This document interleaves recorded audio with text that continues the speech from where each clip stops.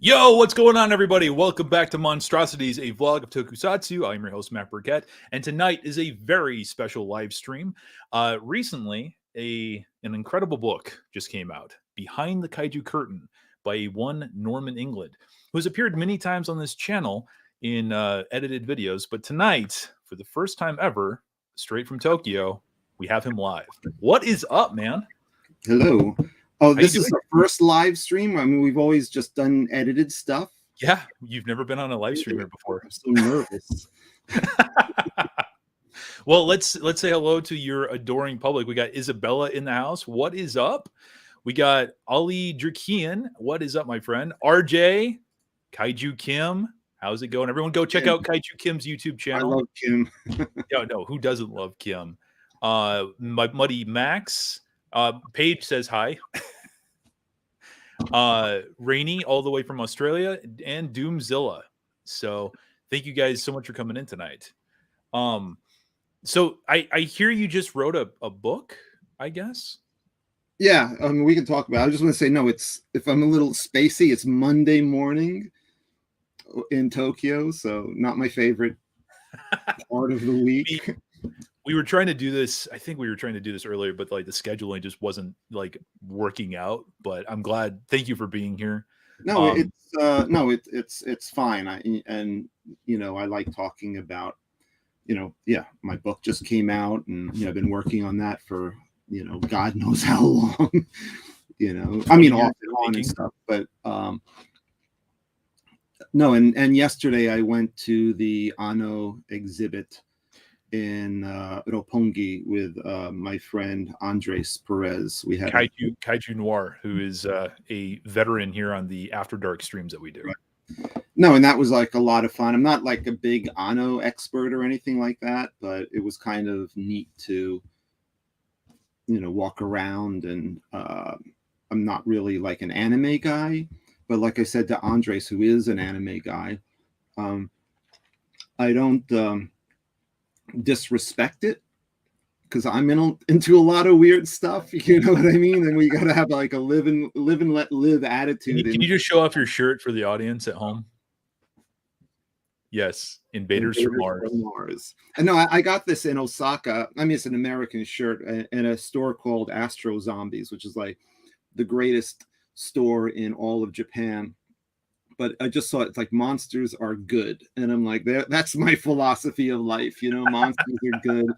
You disagree with me, you know, defriend me on all social medias, you know, but I mean, monsters are good. So, no, but you know, we had a good time walking around the exhibit yesterday. Beautiful day. I guess one of the last, you know, before the winter really sets in here. You know, the weather was like just beautiful yesterday, and we could actually sit outside Roppongi Hills, perfect half moon, completely cloudless sky, you know, really like just nice. So it was one of those things like, I don't want this moment to end, you know, but anyway, no, I mean, it was good. And actually, speaking of Anno, he appears in my book in 2 episodes. He does.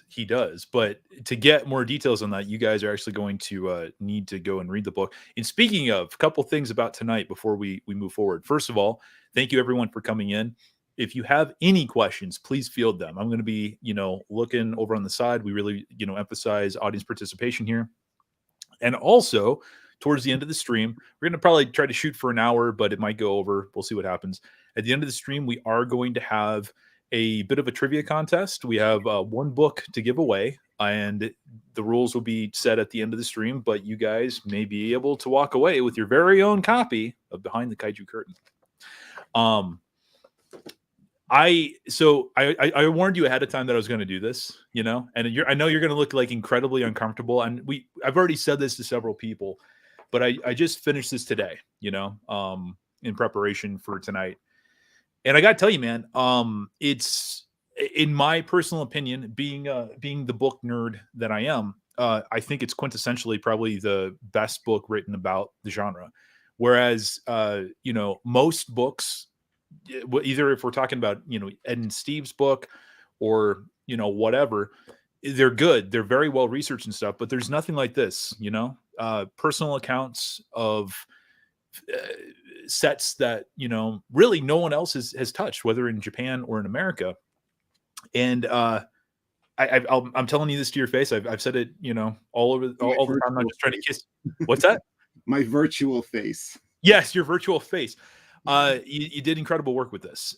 There's a Right. lot to dive into, and we should mention too. Again, I'm doing a lot of talking. I'm going to let you do a lot of talking, obviously, but we're hoping that this is going to be the first of a couple live streams if we can, go forward with this. So this is really just about trying to whet people's appetite to go and read this thing because, yeah, like can you tell me a little bit about the process of this? I mean, just what made you I'm glad you did, but like what was it that really got you wanting to be like, I gotta chronicle all this stuff together? Well, well, first I have to say, like I'm a fan, like Right.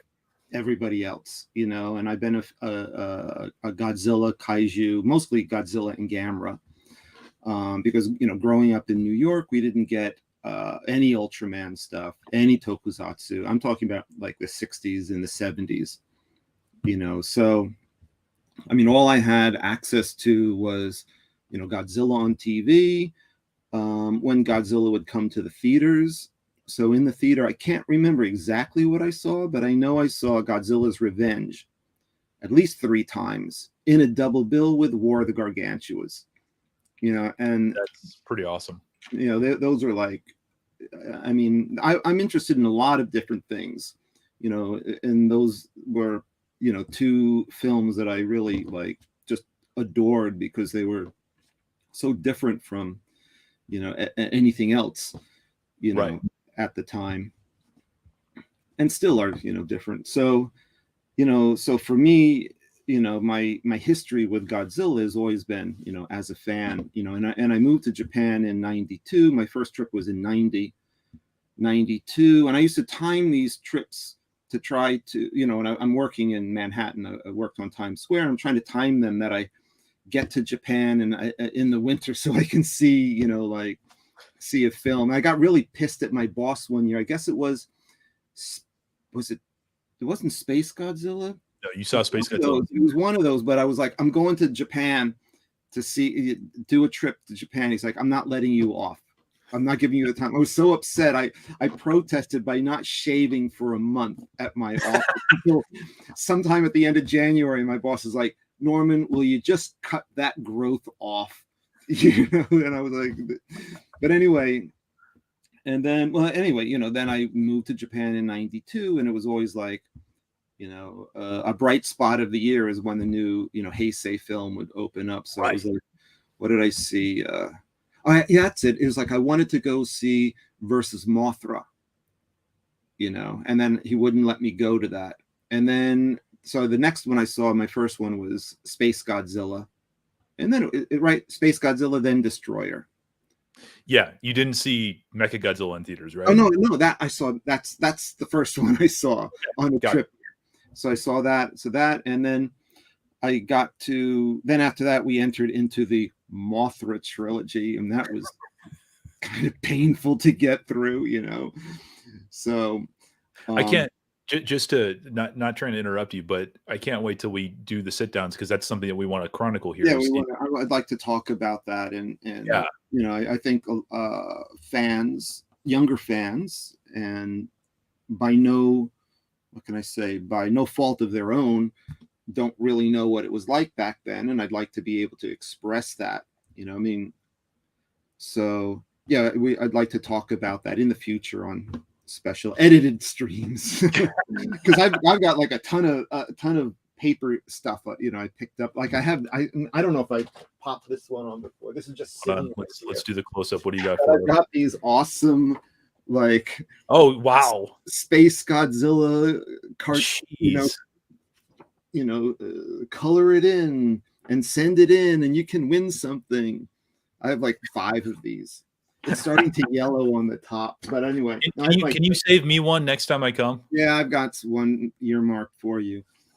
But so I mean, my point is, I started out just as a fan, and then as I wrote in the book, I got involved with Fangoria, and the Fangoria people were very into, mainly my editor, Michael Gingold, very interested in, he loved Godzilla. So he's like, you got to start doing kaiju stuff for Fangoria. So that's really through them, through the name Fangoria, I was able to get onto the Godzilla sets. And, so I went from, I'm still a fan, when I'm on sets and stuff like that. But, I went from being a fan to being like, a reporter for this kind of stuff. And that's sort of how my entry was like that. And then, I hadn't really planned on writing a book. Like, for anyone who hasn't read the book, I mean, it's done in, we don't have our copies in Japan yet. They're all hung up in transportation. Oh, I've got like the test print, which has a couple like interesting errors on it, which got fixed. Like, I got one here. Oh, it's just like it's not like going over on the edge, that kind of stuff. But I mean, the book itself is done in a journal way. So you see here, like, they're like journal entries here, dated entries. Yeah. Very much like a diary kind of thing. Kind of diary thing. And so, I hadn't planned to really do it that way until maybe 10 years ago, when I was trying to figure out how to. So I'm sucking on something because I talked a lot yesterday to Andre. And it's kind of dry now. It's, winter. Anyway, so forgive that. But no. It's all right. I mean, I so I thought that dry and sucking pretty much describes this channel, so it fits perfectly, No, but I mean, that's the thing. Like you said, like there's books by people that I feel are more knowledgeable than me, like especially Ed and Steve. I mean, Steve's the Monstar book, from the 90s. I mean, it's one of my favorites. Ed's self-published book earlier than that, and this one right here, that one. Yeah, that one. It's a great book. It is. I think there's only like 1,000 copies of that he printed up until Toho was like, stop. Don't do this. And then of course, the Honda book is spectacular and it's very well written, all information we never thought we would ever have, and very insightful stuff. And so, I mean, my contribution, is, like, what am I going to do? Am I going to do a technical book? Or am I going to do, I don't want to do a technical book, because I mean, no, the reason is also, I mean, then I have to like re-interview everybody. Right.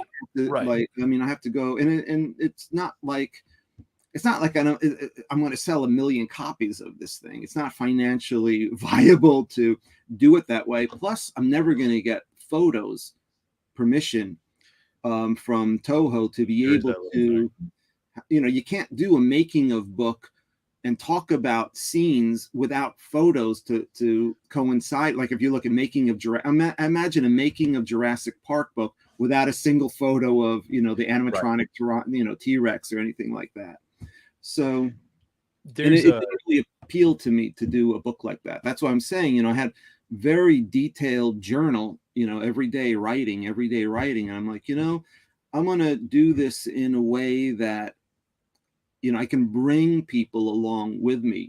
I can share the experience. I can make them, to the best of my writing ability, feel what it's like to be on, a kaiju set, and meet the people on a kaiju set. So that was kind of like when I decided to do that around like 2010, and I started to like organize my notes. I decided to go with that approach and make it more, that's like the title of the book is A Journey Onto, and that's what I wanted it to be like for the reader, to kind of escort them onto the sets and to make them, give them, introduce them to the sets and let them know the kind of people that you find on the sets, the humanity of the set, the good and the bad. So that's really what my goal was, when I set out to do this. And I thought that that's more my forte, than Right. writing, you know, a technical book, which is almost like, it's even in the introduction. I mean, it was Ed Godziszewski who was really like, you don't do a book like that, because it's, you know, your observations are are, I don't want to say more interesting, but more unique, and are more of value, you know, than just like a Totally. book that anyone, you can write a technical book without ever having been on the set. You know, a lot of books in Yeah. Japan that are written as technical books are written by people who haven't been on the set. I mean, some people have been on the set, like Taki Mamiya, who's actually in my book. That's You right. know, he's like on the sets a lot, and he writes for Terebi Kun. He's done a lot of stuff. I've got several books of his. So it's kind of like his books are a combination of historical stuff mixed with photos he's taking on the sets. Totally. But, you know, the difference between his stuff and my stuff is I'm more like, oh, this guy, screw this guy. You know what I mean? Like I write like really like pretty frankly, like, you know, who I get along with, who I don't get along with, you know. So Japanese are much more, are more careful in that way, you know, about not trying to like burn bridges or Right. anything like that. So not like I'm like, this guy, take a sledgehammer to this guy, I can't stand this guy. No, I'm not, you're actually you know? not trying to sound weird, but you were actually quite nice in this book, you I know. know, like I was on my best behavior, you know. Well, you know, I mean, yeah, I mean, Well, like yeah. if you don't mind me, if you don't mind me interrupting real quick, I mean, you're talking about how you kind of chose the narration of this thing. And something, you know, one of the big pluses of the direction that you went, and I told you this before, is that the writing is so quintessentially you. Okay, I've spent enough time with you, hours of conversation, and there's just these little mannerisms mixed with words, and I hear it. Sorry, I can't curse on the stream, but I effing hear it.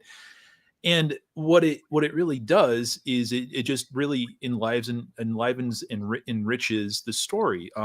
Again, this is going to sound like I'm kissing up to you, but it's the case. I mean, ask, you know, Paige. She's spent plenty of time with you too. You're a natural born storyteller. So like being some of these stories, you know, I've heard you tell before, and the way that you put that in this book, it's like it's like your memoirs, but also, you know, listening to you across the table sharing a beer or something.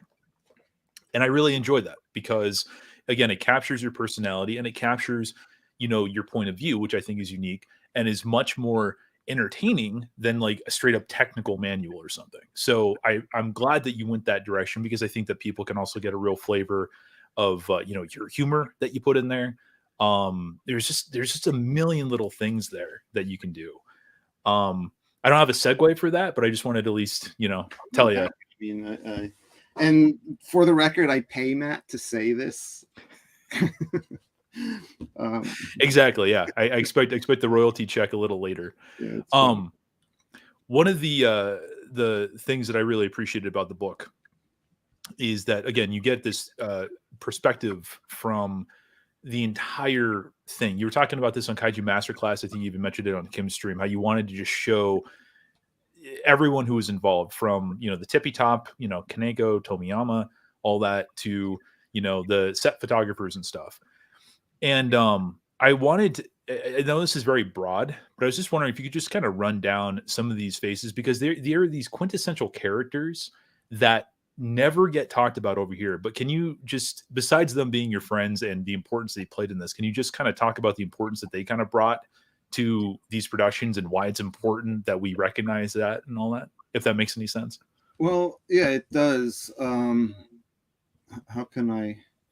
Well, I mean, it's just like, like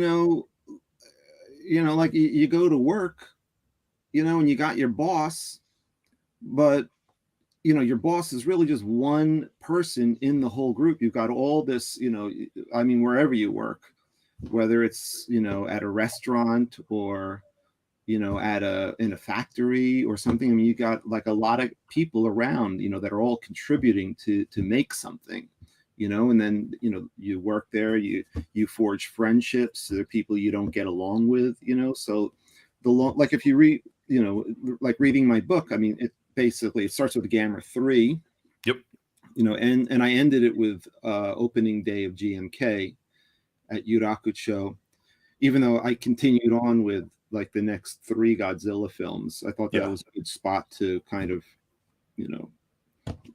bring it to an end. But the more time that I spent on the set, the more familiar I got with, the other crew members, and started amassing conversations and things like this, I was like, this is kind of like not really what I'd ever really thought about before, when I thought about, Godzilla stuff, especially, in my generation, because I think today you've got a little more access, more about like who was the art director, who was this type of thing. There's more information out there. When I was a kid, it was really like, that we had like Honda's name is spelt wrong in the credits,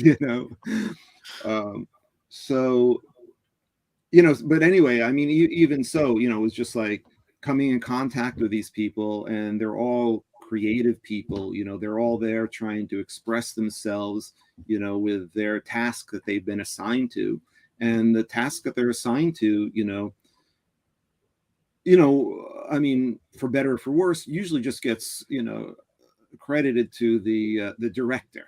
The director, assumes responsibility for film, and that's how it is. I mean, it's like if the film is successful, the director's like, I directed this, and if the film is a failure, the director also has to like take the blame for that. Right. But the thing that I felt when I was on the Godzilla set was that, how, I mean, just the basic setup is like there's the home pen, the live action set, and then there's the tokusatsu han, which is a special effects set, and it's like these two teams not really working in tandem, that's like a Matsumoto Hajime, who's in my book. He's the special effects supervisor. He's really the one that goes back and forth between the two sets. Yeah. So like when they're doing green screen, his job is to integrate the two things. He's very good, and he was responsible for the Gamera series. So a lot of people think Higuchi did what he did, right? And really Matsumoto was the one that was like all the integration with live action, with special effects, and Matsumoto's very good at that. He's really the best at that. And that's why you look at some of the Heisei films, and like Matsumoto's thing is to make sure that the grain of the film, whatever on this matches up, with, so you see a shot like say Gamera, whatever, and you pan down and there's people running and stuff. It's like looks so great in the Gamera series, and that's Matsumoto's responsibility. So he was the guy, going back and forth. He's a big complainer. I mean, he's always complaining about stuff in my book. He's like my kind of guy. And he's like, very fun. But he's like a big movie fan. I mean, we were always talking about, there was, you had mentioned early when we were setting up, he came up to me. He's just like, fantastic voyage. We just want to talk about the beauty of the Proteus. If that's the ship, they shrink and get inside the scientist. But, I mean, that kind of, I mean, there are a lot of people like that, on the set. And, like, oh, these people are like really interesting. These people are like doing a job that I think people aren't aware of, not really aware of this, massive, unusual people. I mean, to work in the movie business, you gotta not be a conventional human being. I mean, a lot of people, especially in Japan where the pay is very low, there are a lot of, I hate to put it this way, but it's like the island of misfit toys. And I'm saying that because it's Christmassy time. It's that a big Rudolph fan, but I mean, like, that's kind of, I kind of think like, oh, these people, I mean, if they didn't have the movie business, what the hell would they be doing? Yeah. So, I thought, it was important to, make a record of these people. And I think they sensed it at the time in me that, oh, here's a guy, he's pretty funny guy.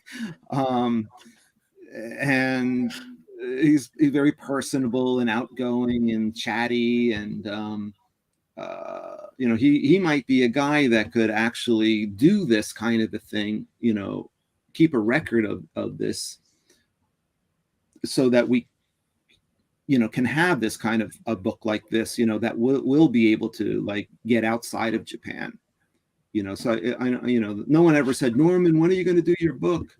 But it was kind of, I think, assumed on their part that I would do something, you know, and they were satisfied just with me doing the Fangoria reports. You know, the Fangoria reports, you know, they reached a lot of people. Even the Gamera ones still live on in the Arrow Video box set, which is those sold out now. So I think they were like satisfied with that, but now this is more like I've taken it to the next level, you know, because with it, like the Fangoria pieces, I mean, the biggest one was like GMK, which was like, I got a special thing to get 5 pages.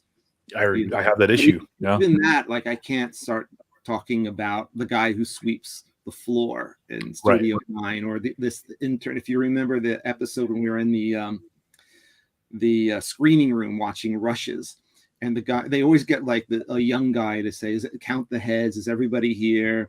And then the guy goes, well, I just want to let everybody know I turned I turned 20 yesterday. Dead silence in the room, like everyone's like, whatever, guy. And then he just said, I don't know why I said that, and everyone just broke up laughing. You know, like that. I never have space in, say, Fangoria to exactly a kind of episode like that. It's got to be a little more generalized, you know, a little more focus on the main players, you know, director interview, producer interview, writer interview, main cast, and then what I saw, you know, on set. You know, something like that. Because usually Fangoria things are like what I described in the book. It's like day trippers, you know, a reporter, you go in for a day. Yeah. And we get those, you know. I mean, I was like a day tripper on Godzilla 2000. Kind of the same thing on Mega Giras.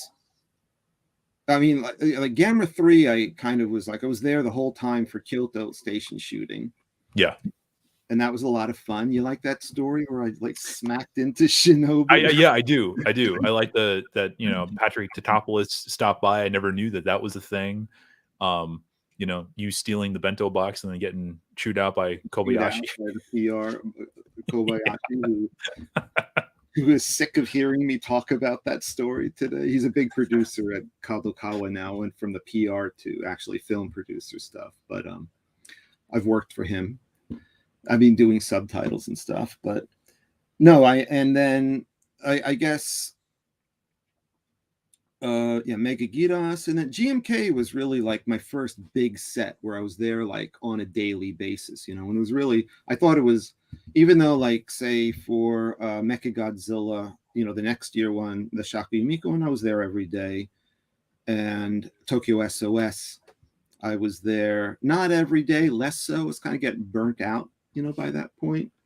But, you know, GMK was like my first really like, you know, I'm on the set every day. And it was almost like, even in the beginning, it was like I'm being fed to the sharks because I didn't really know anybody. Right. You know, like when it came time for next year was Mechagodzilla, you know, I knew everybody. Right. You know, and I came in, how you going? Oh, you know, how was your year? You know, after, you know, we're getting back together, you know, the end of spring, beginning of summer to start, you know, production on that. And I'm still just like, I'm doing a Fangoria piece, but I'm also just going to hang out on the set and no one's saying no, you know. Well, and in fact, I just want to say, even like the PR department, you know, they try to control me, but the staff, like on Mechagodzilla, Godzilla against Mechagodzilla, is that what they call it? Yes. Yeah. I mean, that was like the staff wanted me there. So in the special effects Mike's team, they had like in Studio 9, which I guess most people know, Studio 9 is where they shoot all the special effects stuff. So there's like, and I describe it in the book, I mean, there's sections are all, you know, blocked off. Yes. There's the main stage where Godzilla goes on the stage, and you shoot the stuff where they put the buildings, blah, blah, blah, whatever. But then there's like spots. There's pyrotechnic spot, there's the suit spot, there's the directors, and his, script supervisor. Then there's the camera spot. Then there's the art spot, for the, 6 or so people that work every day, to build the sets and stuff like that. And they were very sweet. I mean, I come in the first day, they had put a thing on a table. It's like, this space reserved for Norman England. That was a way to protect me from the PR department. Yeah. From being in charge there. It's like, we want this guy here, and we've made space for this guy. And then I was able to like kind of finagle my way into I don't think anyone's going to be able to do that again.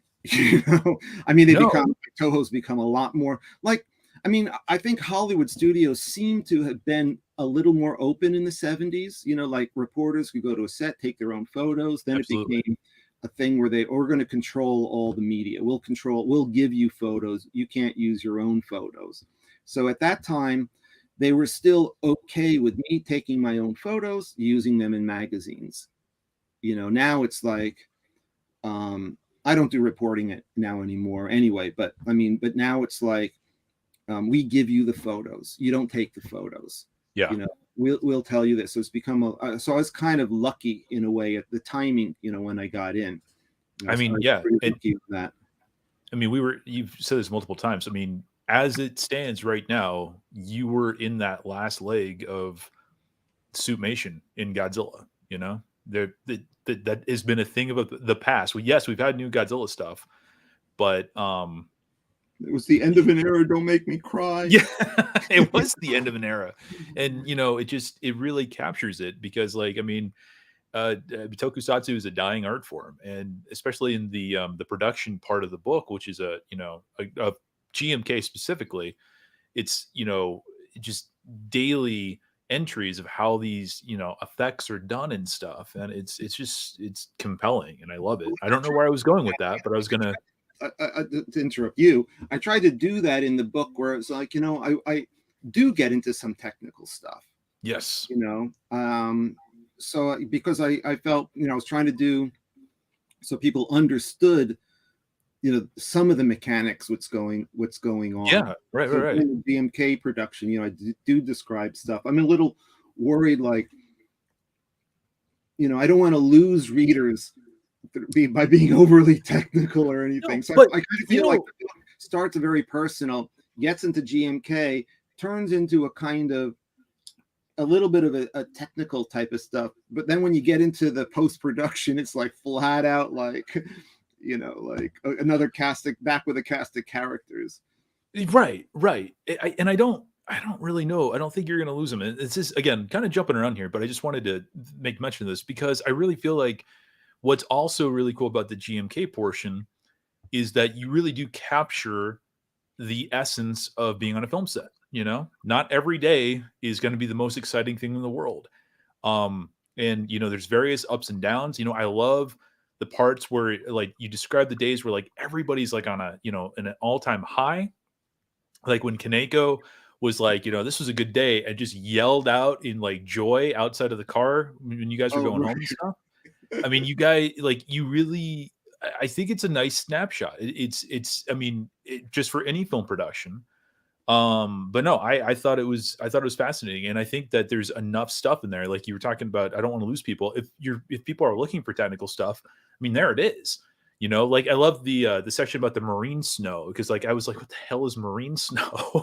And then, finding out about that, I'm like, oh, marine snow, like, I don't know, man. It's just, it's pretty awesome. And rewinding back, sorry, more compliments about these people.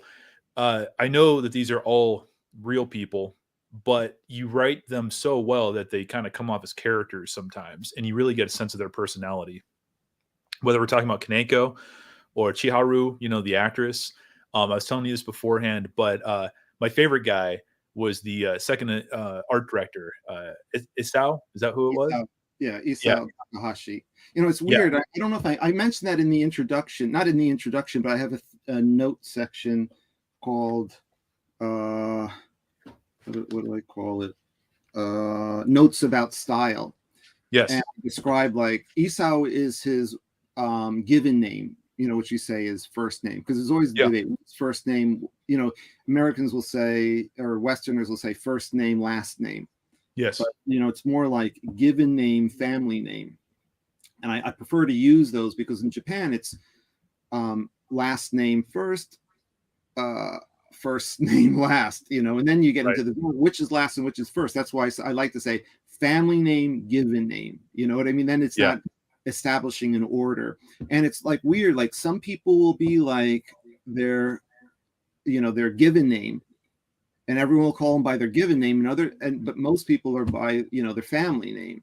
But like for whatever reason, Isao, which is his given name, and his last name is Takahashi, which is a pretty common name, but everyone called him Isao, and he's like an awesome, sarcastic guy. I mean, and it was like never a dull moment with this guy, and I'd come into the set in the morning, and he'd be like just looking at me, trying to find something to like dig into me about, like, right. oh, I see you haven't shaved today. Is that a thing you Americans? You don't do proper hygiene? And this isn't anything he said, but I mean, it's always like Right. that look on his eye. Like I got like hysterical photos of him. I got with this one shot of him, because you go into like, they always have like Playboy magazine, Japanese Playboy.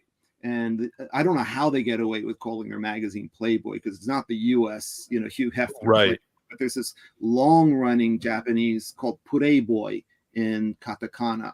Maybe that's how they get away with it. But it's one of these like men's magazines, in that it's like, politics, art, entertainment, and photos of girls in bathing suits.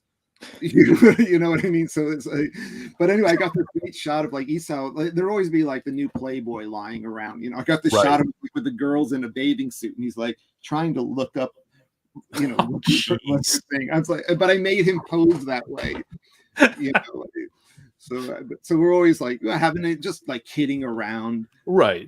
Type of stuff. And but no, his conversations were very good. They're always like very philosophical. If you ever see not a very good movie, usually universally despised, but Death Kappa, there's two endings for that film. There's the Japanese one and the foreign one. I don't know what's on the US release, if both are available, but I went to the staff and cast premiere of that film, and so we saw the Japanese version. And the end of it, it's like the director, Haraguchi and Isao in a kind of a bar with like girls around them. Yeah. One of these things. I mean, I only saw it once. It was very difficult. It was very, because like, I went to Haraguchi invited me to the screening, because I was on the set. I was on the set when Anno Hideaki, he's in the film. Yes. Wearing his military outfit. I was there on that day. I got a bunch of photos of him in like the equivalent of Nazi uniforms. But anyway, I went to the screening of this film, and I'm thinking, oh my God, over at Imagica, and I'm like, oh, this is like the worst thing I've ever seen in my life. And we all go out for dinner afterwards, and I'm sitting there with Haraguchi, all the main cast, Chiba. It's actually the first time I met Chiba, that was the producer at Nikatsu. Okay. Who did the whole Sushi Typhoon, because this is like how Sushi Typhoon came about, was that they did these 3 movies for Media Blasters, who you were asking me about in an email yesterday.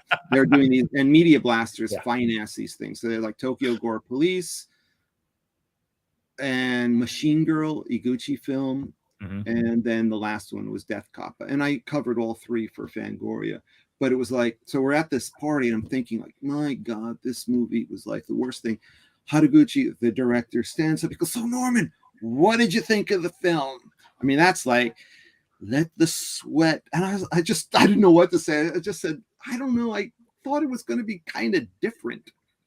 You know, like I thought it was gonna be something different, and it was really like, oh, that was like the worst thing. You just say it was good, you know what I mean? Like, I'm kind of like maybe too honest in that way. Right. So, I mean, I love Haraguchi's in my book and the thing. He's also in my movie The Idol. Yeah. Does a cameo. But anyway, I mean, there you can see Isao. If you ever can bring yourself to watching the movie again, and the Japanese ending, you can see him in there because Isao did all the special effects, and I think what they were trying to do with Death Kappa was do a parody of the cheapness of the Japanese effect set. But I don't think the parody aspect really came across, and it just looked like a cheap set. But they were trying to do a parody because they had such a low budget. They had like a very minuscule budget they were given by Media Blasters or whatever their film division they call themselves, Fever Dreams or something like that. Right. So they really didn't have anything to work with. Like I went out, I think it was like Yokohama. They were shooting at a film college. So it was like all the staff were just students, except for like Haraguchi and Isao, you know, and then directing the students. And I guess they could use that in exchange for the,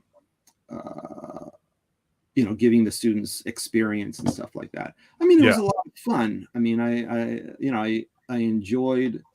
always enjoy being on sets, you know, even if the movie is crappy. And I felt bad. I mean, I don't enjoy bashing the film. You know, Haraguchi's, you know, very great guy. And Isao, I love him. You know, he kind of is out of the scene now because a lot of these people, there's no work for them.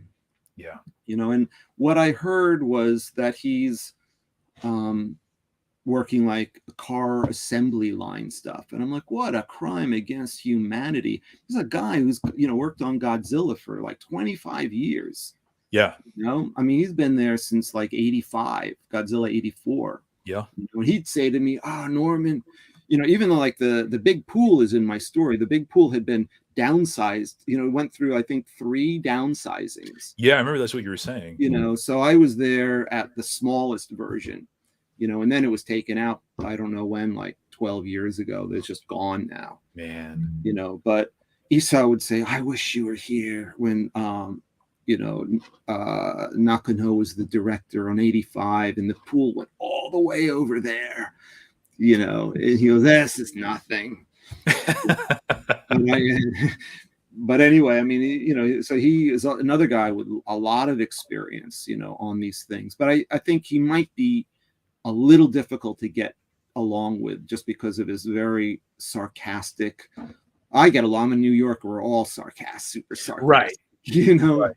Totally. So, but anyway, like I was on the Japan Foundation. I did a thing for them. That's right, with Steve Rifle. And I talked about Isao, and I had to get permission for every photo I used on that thing. So I had to contact him. He's like, I only want you to use my photo if you say bad things about me. You know, like what?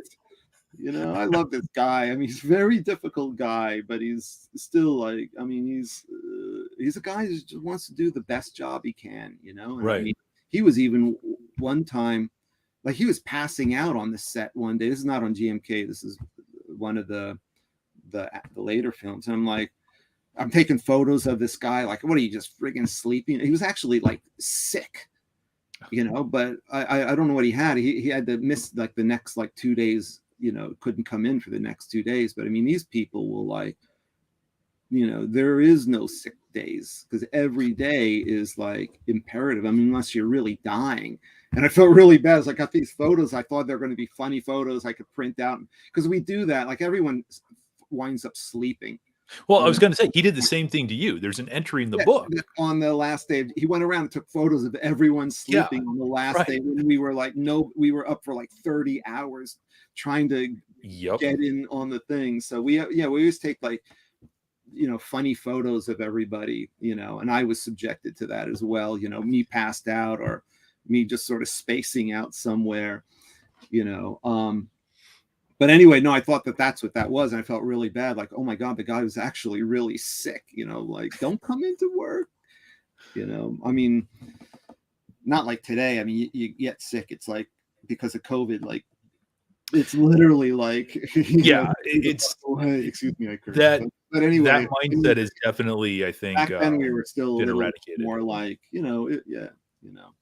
But anyway, also like, yeah, no, he was a good guy, and I miss him a lot. I've seen him. Tomiyama released a book a couple of years ago and had a party for people that worked on the book. Like about 10 photos I took were used in Tomiyama's book. It's called like Managing Godzilla. And that party, you got it there. Yeah, I have it someplace. Yeah. Nishikawa, the artist, did the cover of it. It's a smallish book. That one? There you go. And there's like 10 photos I took on the set of like Tomiyama that's in there. So I got invited, but the party was like so wild because it was like Omori was there, Kaneko was there. I mean, all the directors, all the people, like, and cameramen were there, actors were there, suit actors were there. We're all looking around. We're going, this is the end of the Heisei period, and this is the end of Millennium. It's like the last party of, Sakai Yuji was there too, the model maker and stuff. I mean, it was really really a fun party, just like Wakasa was there, like just seeing people hadn't seen in a long time, and it was like a kind of a happy occasion because like in my book, this the scripter, continuity person, Junko Kawashima, I mean, she died, and she died a couple of years ago, and I went to her funeral. So it's like the guy Thunder, who's in my book, one of the art guys. Yeah. I hadn't seen Thunder since GMK wrapped, but so now it's like we're meeting people. What I meant to say is like we're meeting people at funerals now, Yeah. Kamiya, I had a nice conversation with Kamiya, tell him I'm doing my book, man. Hold on, but Kamiya, like, you could reading my book, he's like real sweet, then he's really cold. He's like really sweet, really cold. I was going to ask you about him. Like, is that just his nature? I mean, is it? Yeah, that's his personality. It's just his personality. But anyway, so now it's like I only see these people at funerals, which is kind of a shame. It was really good seeing Thunder. I mean, he was a very gung-ho guy, and I don't know if you ever have you seen Anno's making of Gamera 3? That is one I have not seen. I have the VHS for that, but no, there's a funny thing. I think it's in that where Thunder comes up to Mayada Ai with her photo book. Can you sign this? Can you sign this? And I was talking to Thunder. He's like, I'm really pissed about that because I come across looking as like some idol fan. That book was from my friend. My friend asked me to get her autograph, and it's presented in the video to make it look like I'm this. I'm not that guy. But I mean, those are the things I'm saying I found very interesting. Like, there's this image that you get from the films, from the making ofs, but it's still not really what it's like. A lot of these things are kind of like insulated. They try to like one of the worst making of things I ever saw. It's not a Japanese thing. Was for the Star Trek parody movie, Sigourney Weaver. Galaxy Quest. Galaxy Quest. Love the movie. I watched this like interview with her. It was on like the DVD. It's like, oh my God, this is like the best movie I've worked on. And I'm like, off. I'm not watching this kind of, propaganda nonsense. I mean, that's like, and you get that a lot. Like I those things are worthless. You even touch upon that though in your book a little. I can't remember what I wrote anymore. No, you did. I mean, you talk about how, and it's with Saito specifically. And I think there's a conversation about how he's talking about how Japanese crews never complain about anything, and you kind of just are like, yeah, okay. But there's a lot of and he's like the perfect definition, because like, and I don't really know how I'm gonna. You talk a lot about otaku, and it's really hard to there's a lot of misinformation and assumptions kind of come from that field, and that's kind of what you're talking about, where it's like you have this idea of what something is when it really isn't, And it's interesting because it always seems like Saito enforces that otaku fanboy mindset, and then just left and right, you're offering examples of why this is just a really foolish way to think or whatever, Right. if that makes sense. Yeah. And Saito was a real thorn in my side during all of GMK. You can see him in GMK in the He took your seat. Yeah, well, he took my seat, right? That was the AD's fault. But no, there's like a shot, it's in the what's Yuri's, Are you talking about the channel? Yeah, the channel. Yeah, I forget what it's called, but I know what you're talking about. Amateurs. But no, you can see him like really like in one of the shots, and that was like Kaneko. I wrote that in the book. He's like, it pained me to have done that. But no, I mean, yeah, I mean, I don't want to disrespect the dead. He died, and oddly enough, when we had like a get together for his, not a funeral because the body wasn't there, but like it was at the same place where Tomiyama had his book party for. Oh, wow.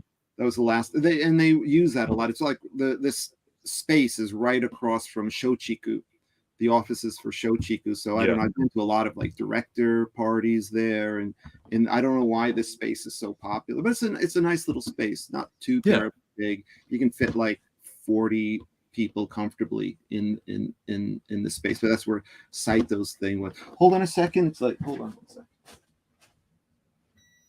I had to turn my heater off. It's like now boiling in my room. But anyway, no, I mean, I wanted to, if people have any questions, and I don't know, I just brought some, like, I have like some things I wanted you got photos. I want to do like talk about the films, but I don't want to just be like me talking. And I wanted to sort of show, I still have stuff. I don't know if I've ever shown things like this. Like I've got my Gamma. No, you've never shown this stuff on here. No. I've got this thing. It's still like 23 years later. It's a little grimy, but I got this. Awesome. Yeah. Check this out. I've got this, my Gamma, my Godzilla. Oh, cool. Pass. I have like 2 GMK ones. I don't know where they are. Then they stopped doing this. But like I've had this habit since I was a kid. When I write my name in, I always write my first name too big, and I can then I squeeze in my last name. Or on this case, I just went, screw it. I just E. Yeah, in this one it says here, it's like director. So it says Kaneko Shusuke, and then the production. This is like Toei before they were Kadokawa, so it's got the production thing. I guess I got this in Kyoto Station. No, that's freaking awesome. Yeah. Are you? Huh? Oh, no, I was just gonna say. I mean, we're approaching an hour. Are you still good with going a little longer? Yeah, fine. I mean, I wanted to. I don't even know from looking on your StreamYard. I have no idea if anybody's watching. So there's we got 27 people in the house. It's been fluctuating, but I have these things. Wait, is this right? These are like on GMK. You can actually in my book that I got the giveaway things on the last day. I got like a whole set of these unopened somewhere. I keep thinking I should sell them. I got a bunch of the Hamtaro things, these they're probably worth something though. Like, pop them open. Oh, that's like theater stuff. I've got here, I don't know where it is. Every time I'm on your show, I want to show it and I can never find it, but I have like a big piece of GMK Godzilla skin. You've shown that to me before. I've shown you, but then when I want to, I'm like, where is it in my when it matters, when it's like we have an audience. Maybe it's, hold on a second. Because you've even shown off the storyboard script before too. Oh, yeah. Yeah, I should. This is Baragon. That's so cool. This is Baragon. The GMK skin I have is when the missile, at the end blew through him and it blew this big friggin' piece off of him. So I pinched it. Do you Don Potts? You've got a Ghidra scale. That's cool. So I just have these like little things. I should have taken more stuff, but and they throw out a lot of stuff. Like I was trying to find things. These are like street lamps. Oh yeah. These are street lamps and And they were stuff. just throwing that stuff away, weren't they? Yeah. This is like the base of this one. I should like glue it. Oh, there we go. They have 2 street lamps. That's so freaking cool. Don is asking if you have a specific like memento from any film set that really means a lot to you. That's a good question. Probably my Godzilla skin, which I can't find right now. Or maybe no, like you said, I said, oh, I would say, and I talk about it in my book, it's like my GMP. Oh yeah. Like first that's the wrong one. Crazy. This is the very rare storyboards. The storyboard script, and most of these were done by Kaneko, and so they look awful. I think I describe it as he makes Godzilla look like a wet rat. That's what I wrote in the book, and then some are done by, like these are done by Higuchi. Yeah. So they look good because Higuchi started out as a storyboard artist, right? So that was like his thing. So this is Nako. See the way that this came. This is the still photographer Nako. It's got like his name is over here. I put this on Twitter the other day. See how these are like staff only. They only made these one. Everyone was specific, has their name on the thing. He gave this to me at the end of the thing. See, so he wrote his thing here. Oh, that's beautiful. On the date. That was the last day of shooting, and then he wrote this. Like, I'm very happy to see Norman. And by see, I guess he means meet, whatever. Then he wrote up here in pencil, Norman no Baka, which just means stupid Norman. Like, welcome to the Godzilla set. So this, and Nako, he died like whatever, many years ago. And he was, he's the guy that took all those War of the Gargantua shots, the ones with King Kong shots. He took all the kaiju photos that we have grown to love since he started. Yeah. Zimzilla with $10. Thank you, Zim.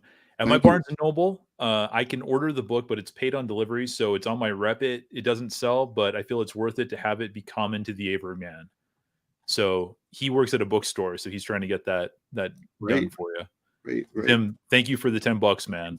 My buddy Max, when you started working in Japan, was there a particular studio you wanted to work with, or were you just happy to do anything with tokusatsu?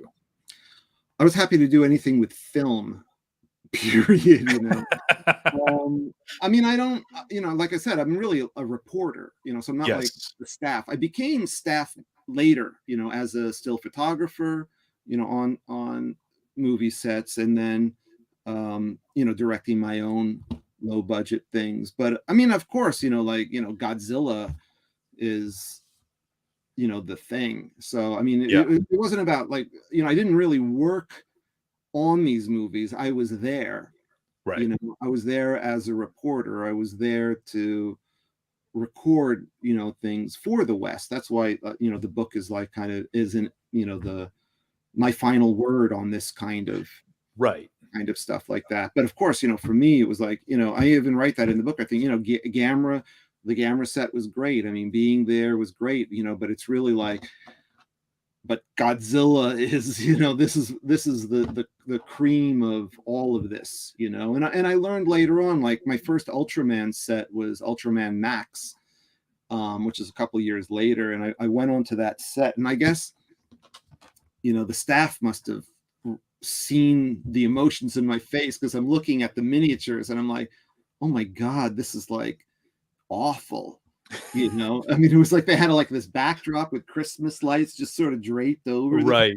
And I was like kind of stunned looking at it, and some of the guys I knew, because they're, these people move around to, that's like, some people think it's like only the Godzilla set, only the staff, only the Gamera staff, they're all, it's not like, it was like that in the old days, in the 60s, where these people were,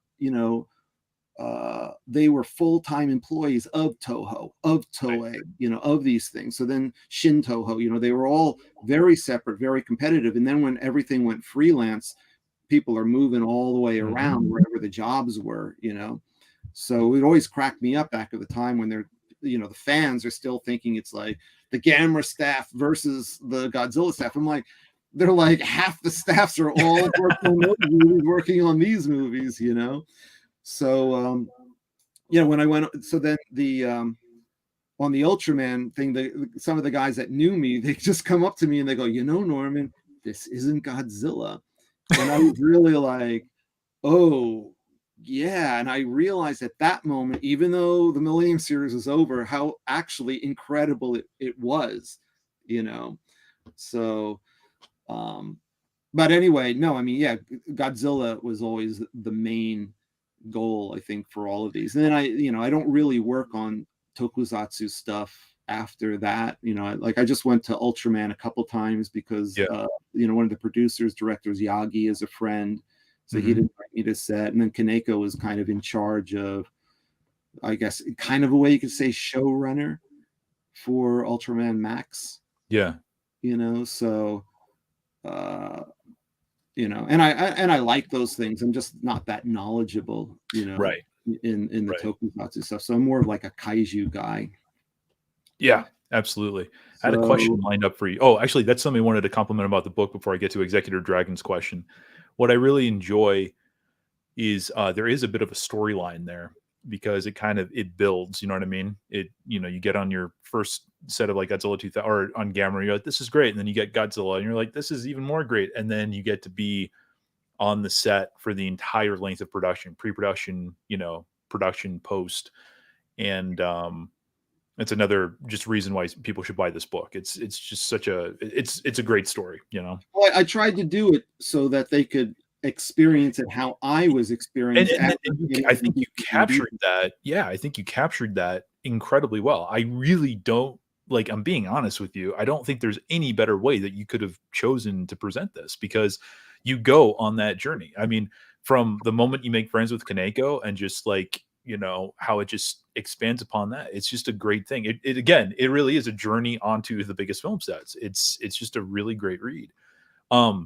Executor wanted to know what you think of this current time of Godzilla films and shows, and which was your favorite. I don't know if it's which was your favorite of the current crop, or if like. Well, I would say the Reiwa is, and I include, the 2014 on, So, I mean, honestly speaking, I'm not really interested in the legendary Godzillas because I like suitmation, like miniature work.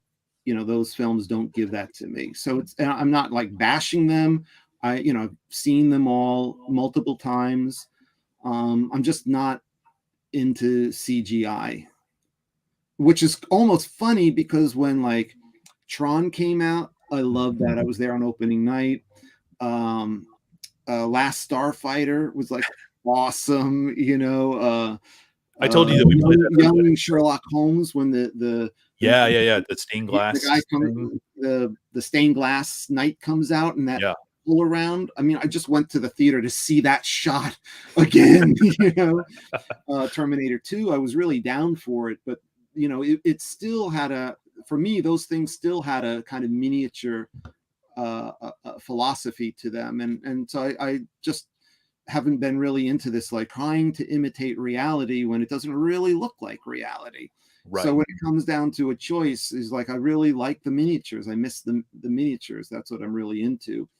And the same thing with Shin Godzilla. I was disappointed with even though I think the CG looks pretty good, in the good shots, it looks really good, but I'm just, it saddens me, that, we're losing this.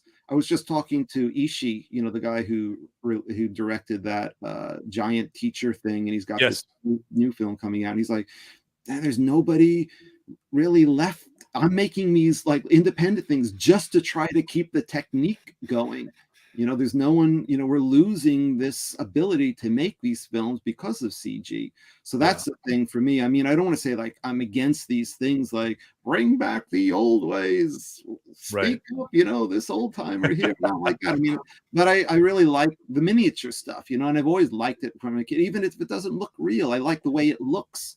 I like the artistry behind it, So that's what I mean. Like, the new films don't appeal to me so much. The Anime Trilogy I didn't really like. I loved Singular Point. I love Singular Point. I still have great memories of answer Executor Dragon's question. For me, Singular Point was been my favorite thing because it was so unpredictable. It was so like, I don't want to say weird, but it was so like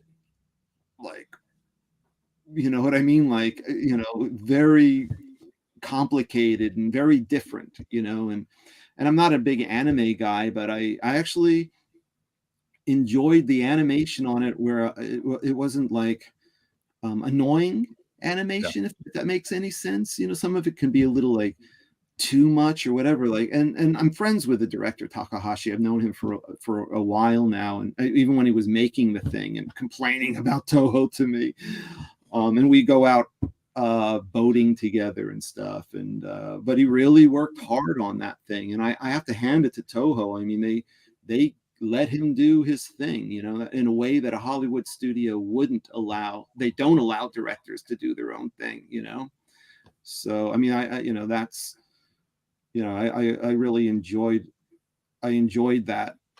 I wanted the subtitle job on it, but man, after seeing that, I'm like, thank God I didn't get that job. I mean, I don't even know half of the science they're talking.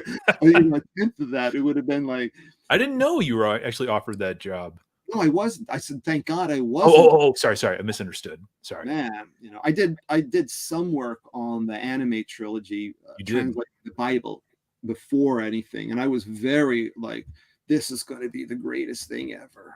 And in my opinion, it wasn't. All the things I loved in the Bible were all in like the opening of the first film, like, all, you know what I mean? All the stuff going down in the 21st century, like how did the world kind of collapse? All of that stuff was like really in detail in the Bible. I'm like, this is going to be awesome. Yeah. And then I'm like, whoa, that was like everything I wanted to see was done in the opening credits. Like, what? I wanted, not to, I don't want to get too far off the path here, but just that you brought that up. Do you know, like roughly like around the time that you got that, like, do you know if they were still aiming for the TV show or if by that point I don't know. I mean, like, when I do some translations, you don't have anything but what they give you. Yeah. And it wasn't like, I'm not, because I'm not getting like some of these jobs I get directly from the studio. Some of the jobs the director pulls me in and tells the studio, I want this guy to do it. Other times I get it through, a middleman company. So the Godzilla one came through a middleman. Gotcha. A friend of mine recommended me who was doing stuff. He's like, you should give it to Norman. He knows this stuff, So it was like 20 pages, but it like really is just a job. Right. No, totally. And so I'm not going to ask like, what's going on with this thing? What is this going to be? It didn't say anything. It was just about the story, character breakdown, a plotting of the weird thing about the Bible. When it got to the Godzilla section, there was like 2 lines. So it was like, I didn't know anything about Godzilla. They had the descriptions of those cars, those things they fly, the vulture things. Yeah. They had like detailed descriptions of those. Then I get to Godzilla at the very ending, and it's like 1 line. Like I can't remember. It's like Godzilla is very big. I'm like, okay. Okay. I mean, it's not for me. It's not up to me to like give me more information. I'm gonna this stuff, So I mean, I got to be professional. Of course, I want to keep working here. But anyway, I mean, okay. And Raph, which by the way, hi Raph, thank you for coming in. Thank you, Norman, of all the film sets and projects you've covered, which one do you feel deserved better success than what it eventually got after completion and release?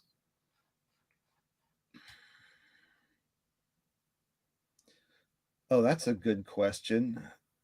I don't know if I can answer that. I mean, none of these movies really um, are that successful, Yeah. especially on the international market. I mean, I would say, I don't know if this makes any sense. Where is it?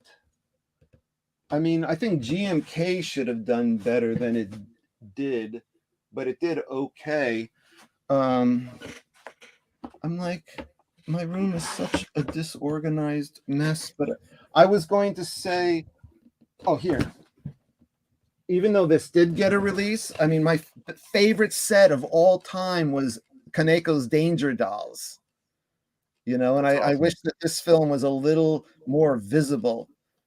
I'm not saying it's like Kaneko's best movie or anything like that, but I mean, I really like the movie, and it was like the most fun set I've ever worked on.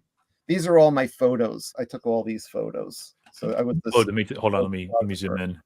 I was a still photographer on this. I'm very upset because they didn't make a very good booklet out of this. And that's the thing. Like when I do these films, if I have right here, oh yeah, you see here, like I was a still photographer on Dead Sushi, so I can open this up, and there's like a lot of set photos that I took. Like Yep. these are all my set photos on this. This one also doesn't have that many, but when they came out with the Danger Dolls one, right? It was like what fell out? It was just like a couple things like this, and I was like, so like what? Wow. I've got all these great photos. I mean, they used one of my favorite ones. Like, I love this photo I took. Yeah. And that was like a fun day shooting. Oh, this is the Chirashi. Oh, hold on. Hold on. Wait. The Chirashi. That's And yeah, fun. these are like my photos, from this. And that the set was really fun. I wish the film had done a little better, but it was a very small production company. And the other one I'd say also Dead Sushi. Oh yeah. Those are like my two favorite sets that I worked on. But Dead I've worked Sushi was a on a lot of lot. fun. Most of the stuff is really tough, no sleep, people fighting with each other constantly, or me, I'm in at as a still photographer, I'm always, I've got to like get into the eye line, and I'm always at odds with the usually the focus puller or the boom operator, and these guys will be like, just to do like Japanese ijime teasing, like, why is your elbow out all the way? You're just doing that to give me a hard time, like screw these people, so it becomes very frustrating. Like, I always want to do a good job, but it's very difficult because of how fast things move, Yeah. and but I don't know that, like I said, Danger Dolls, I really had a good time on that. And I got to work with, like I was saying earlier, Matsumoto. Matsumoto always does Kaneko's compositing stuff, Yeah.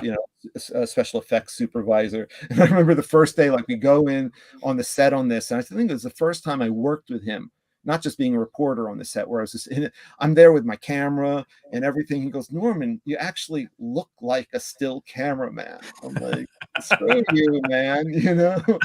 I'm a professional. Huey Herman, the Yep. Yep. bicycle. I am a professional. I am ready. But no, I mean, like, yeah, I don't know if it's still available or whatever. I think the company's folded for Danger Dolls, and it's a good little film, So, yeah, There. that answers the question. No, no, definitely, definitely. That's awesome. I wanted to ask if I could just maybe. I think I have like two more questions lined up for you. I was wondering if you wanted to go over those and then maybe end it with the giveaway, or if you'd still like Oh to yeah, go a yeah, little. yeah, sure, whatever. Just something just real quick that I wanted to point out, and this is just another selling point of the book for everybody. And this is a very nerdy question. Normally, I told you I was going to talk about this. One of the great things about it is that there's so many little stories. I mean, it's a story that's made up by a ton of little stories. And Jonathan Clements, he reviewed your book, and he mentions how this piece is going to be mined by researchers and content creators for years. And he's absolutely correct about that. There was something in there. You told me the story previously, and you finally put it in there, so you made it public. But it's just one little line, right? And it was, I believe, during the pre-production of GMK. What can it be? Okay. Yes. Yeah. Well, you already know what it is. We've talked about this, but it's just stuff I like this. I find fascinating. You might not even be able to expand much on it, but you ran into Kobayashi, the Daiei PR guy at Toho. And again, this was during, the production of GMK. And it was just a one-line mention. You're like, oh yeah, Kobayashi was there to get Kaneko to do another Gamera movie. And then that's all you say about it. And then just moves on from there. And it's like, holy crap, because I don't think that's ever been made public. I don't think that that's common knowledge. Well, this is before. Okay, I understand where you're going with it, but I mean, this is before Gamera the Brave. Yeah, so, I know. They were interested in doing something, with Gamera. I think, I think for Kaneko, and I can tell you, I know he still has he now has a desire to do another Gamera film, but that's really up to Kadokawa. It's really up to a lot of factors. Gamera 3 was very emotionally draining for everybody involved in the film. I think also Ito, the script writer, I don't think he was entirely satisfied with how the work went on the Gamera 3 thing, because Kaneko was really involved. Kaneko always gets very involved with the script writing thing. So, and Ito's kind of like a guy, he never comes out to any shooting or anything. He's just out in the countryside doing his writing type of stuff. That's what they were just at this Kanazawa Kaiju Film Festival the other day. If you saw the photos, Higuchi, Kaneko, and Ito. So I know Kaneko was over for dinner a couple weeks ago, and he was saying, I got this idea and I want to talk to Ito about it, but it's really what I'm trying to say and a filmmaker having the desire to make a film does not mean it's automatically going to be greenlit, right? Especially these movies are very expensive. Even the Gamera films, as good as the reputation is, they didn't do very well in the box office. Toei just released the yokai movie of Miike's over the summer. That was a huge flop. They lost money on that. So they're not really oh yeah, let's spend a bunch of money on another tokusatsu film that, it's really a crap shot if this thing is going to pay off, The only reason so that's what I'm talking about. The fans just think Kaneko wants to make another Gamera film, they're going to make another Gamera film. It's not that easy. It really, I think it might actually be easier in Hollywood. Say Spielberg's I want to do this. They're you got it. And they have the money. Here they don't really have the money. That's why most of the movies here, most of the movies I subtitle, it's just two people in a room talking. Right. I just subtitled a great film.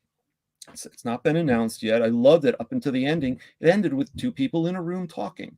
I'm like, man, if this was an American Hollywood film, it would end in a jury room with reporters and people, and they ended it in this little room between the two, the bad guy and the good guy, having a conversation, and the one guy, the good guy, getting over on the bad guy. But it wasn't any kind of I'm like, man, welcome to Japanese cinema. And that's the way movies are these days, so to go to a higher level than that is very risky. Yeah, absolutely. So, but I think, back then was, and it's the same thing, when Final Wars ended, I'm up at the Toho office and they're like, so you're going to do it again next year? And they're like, absolutely not. We are all sick of Godzilla. They just went through every year, they make a new movie every year, Godzilla 2000 up to Final Wars. And then the head of PR said, we won't do another one at least 10 years. And that was basically, Shin Godzilla was 11 years after that. I mean, why do they stop these things? Why do they not just keep doing them every year? Because it's emotionally draining for everybody involved, you know, and I don't think the fans really realize what a strain it is on the staff. And I mean like all the staff, you know, the creators, the production people, you know, the PR people, you know, having to come up with ways to sell these things, come up with ideas, you know, it's like, we got to take a break from these things. So yeah, the moment you're talking about there, I think like Kaneko was a little like everybody was burnt out on the Gamera stuff, you know, and then they did the Gamera the Brave, which I was on the set of that, but I only recently saw it. And I know Kaneko would have been completely unhappy with a budget as small as that, you know. Yeah. And I'm not saying it's a bad movie, but it was much more of a juvenile film. Yes. You know, and I don't think anybody would have, I think people would have walked out of that like ready to kill each other if they had come out of that, you know. So I think things have simmered down a lot, you know. So I think, you know, that there's the will now. That's what I'm saying, you know. It's like you burn the studios, they burn themselves out on like 5 Godzilla films in a row, and then it's like no more, you know. Then everyone sort of like catches their breath 10 years later, Right. and then they're like, okay, let's make another go of it, you know. So that's kind of like how I would never have imagined that until I was like, you know, involved in these things. And I'm not saying there's a Gamera 4 coming out. I am not saying that at all. I'm just saying that there is a kind of desire, but there's so many factors against, you know, just being able to, and that, like I said, this failure of Miike's film for Kadokawa, who is the, you know, copyright holder of Gamera, you know, they're the ones that call all the shots, who to pick as director, what the budget is, you know, they're the ones, and it's not anybody else. You know, there's no director in Japan that is powerful enough. Maybe Miike, you know, but even he has a pretty like rough track record. Yeah. You know?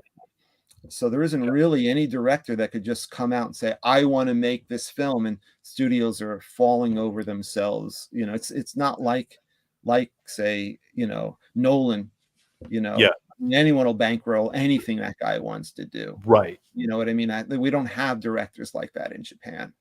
Yeah. You know, with that kind of clout and that kind of power, for better or for worse, you know. Right.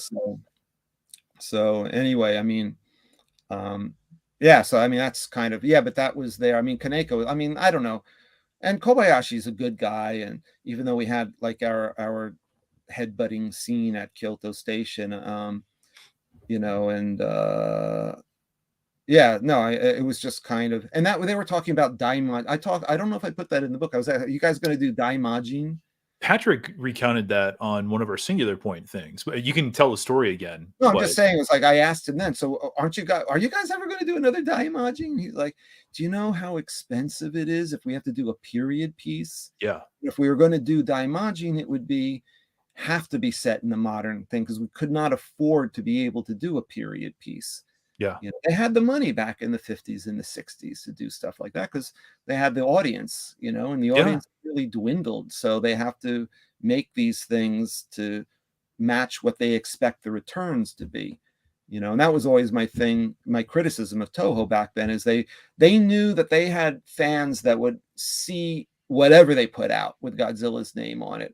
And so then they would calculate the budget so that was right under what these people, so they were guaranteed this many sales from the diehards, you know. Right. They budgeted out like this, you know. So they would at least make something, you know, for their effort, you know. But Final Wars was their misguided attempt to go over that, and that movie was like a huge financial failure. Yeah. You know, and that was like, there's a lesson there. Keep it in this way. Don't do this. I mean, I was always like, you know, overshoot to get, you know, to up the look, to bring in new people. But the Japanese film industry, they really play it safe. Totally. I mean, they really, you know, they've got committees and they've got these things, and they don't jump in the water just like, let's go for it, you know. So that they're very careful about what they do. So, I mean, it would be great. I mean, I know it would make Kaneko really happy to do Make a lot of another people one. very You know, happy. but these I mean, things, like I said, I mean, Gamma 3, I was there for Gamma 3. They were all at their wits' ends. oh, I'm You know, sure. they were all at their wits' ends trying to, you know, trying to do something different, you know. You know, Yeah. it's interesting, like, yeah, Gamma 3, I mean, in Japan, Gamma 1 is the one that gets everyone loves, and usually in the West, people love Gamma 3, and Gamma 3 is kind of seen as like this oddball, like, film with a lot of fans in Japan. They don't get it, you know? So it's Interesting. very interesting how it clicks with Western fans, you know, not all Western fans, but it clicks more in the West than it does in Japan, with Gamma 1 being like the classic, um, the Yeah, Guardian of the kind Universe is like my you favorite know, kaiju film. no, they Gamma 1 is such a straightforward, you know, kaiju movie, Yeah, you know, and but anyway, I mean, there are, you know, I'm really a fan. For me, it's like 3, 1, 2 is my order, nice. you know, and but they're all like good, you know. Yeah, I find 2 has the weakest story, I but I would respect agree 2 with that. because they were, you know, trying to do the science fiction film. You know, it was like this, it was like the kaiju film, the science fiction film, the mythology film. And Right. that's what I mean about it's not like just, yeah, make a Gamma 4 because it's like, oh, we've run out of ideas, we're exhausted, you know. Don't talk to me about 4, but now, like, you know, here we are. But still, I mean, going back to what we're talking about before, is there, you know, the staff to do it in that way? Is it going to all be CG? You know, is it really going to be a Gamma 4? You know, in Yeah, that same kind of, like, Higuchi's work was, you know, like the pinnacle of this, you yeah, know, stuff, even to this day, you know. Um, you know, and that's why I'm saying, like, you know, a lot of the new fans are so like, CG is the thing, CG is the thing. And I feel really, it saddens me because, you know, some new fans can't see the artistry in the miniature work. It just looks fake to them.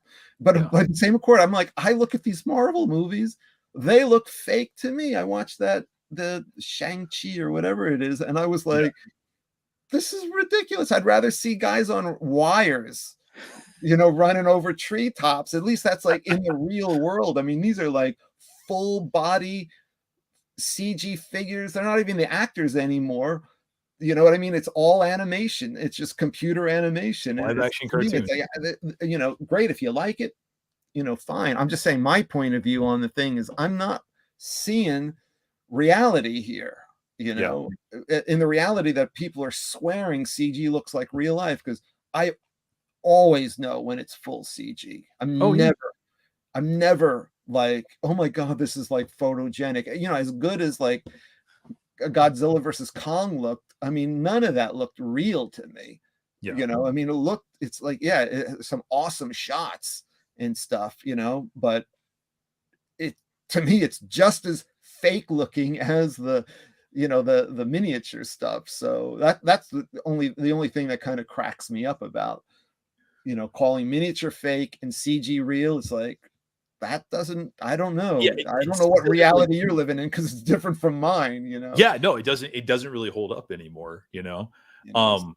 I just wanted to point this out. Raph says this is what I love about you, Norman, keeping it real and being blunt before the kaiju fans of America. oh, And well, I, we can always count on your honesty, which is something I greatly appreciate of you.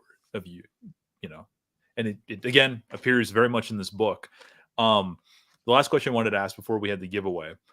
I know you put 20 years in this. I know that we're still there's so much still more to unpack on this, and I hope that you'll come back and we can, you know, talk more just about various things. But you even kind of hint about it at the end. Do you have another book in you about the kaiju film sets after GMK, and even or even just a book about the other film sets that you did? well, I Because I mean, mean, this is an interesting thing because my publisher, OI Books, you know, I met with Matthew, yeah. the head of the company. Too many Matts in my life, but I met with Matthew, and we originally talked about I was going to do a book about, you know, I've been over 50 sets in Japan, Yeah. so I had this idea to do a book that was like a chapter was on each set. Yeah. So I started working on that, and I do have a lot of notes and things, you know, from all the, you know, Shimizu, the Ju-on sets. I was on all Yep. the Ju-on, you know, the American Grudge ones, you know, the Ju-on ones, the Sushi Typhoon films, you know, I mean, a lot of these things, other Kaneko movies, you know, Nakata Hideo films, you know, I've been actor in 2 of his movies, blah, blah, blah. So I started working on that. And then I said to Matthew, you know, I've got this other thing, which is my Godzilla Set Book, and that's pretty much written. I just really got to tighten it up and rewrite it. And I sent him a sample of that. He's like, "Oh, let's go that way." So I was originally starting with this other one. Like we met, he's like, you know, this is going to be great. Let's do that. And I started off with a Gamma 3 chapter, but it was just going to be like one chapter, like a summation of what I went through on this set. Right. So I am wanting to do that, and I would include like Mechagodzilla, Tokyo SOS, you know, Final Wars, but I wouldn't do it in the same way. More like my idea, and I haven't written it, could change, but more like an essay. You know, what did I see? What did I get out of this thing? Who did I hate on the set? You know. I know, and I got a lot of really weird stories about this place, you know, especially like Nishimura, you know, who did Tokyo Gore Police. You know, I did stills on a lot of his films, and we had a very bad falling out. I don't work for him anymore. He's insane. But I like the guy, and I miss the guy, but a very difficult human being to work with, you know, and it saddens me because, you know, we had a very good relationship. It fell apart by outside forces influencing him and his attitude towards me. And he was very difficult to work with, but he was very giving at the same time. Yeah. Like when I did my New Neighbor movie, I mean, he really helped me pull off certain things. You know, I did like this crappy short movie. He came to the set all day, helped with special effects. So he's like it's like I describe like Kawakita in the same kind of way, where they're really nasty, but behind your back they'll do things for you. It's a very Japanese, like they call oyaji approach, you know. So, but I have a lot of things to say about Nishimura sets, which I think people will find interesting. And again, I'm sorry if I just like bash the guy, because I don't mean to do that. I mean, I really miss his friendship a lot, you know, but I think there's too much like water under the bridge to ever like get back to that again.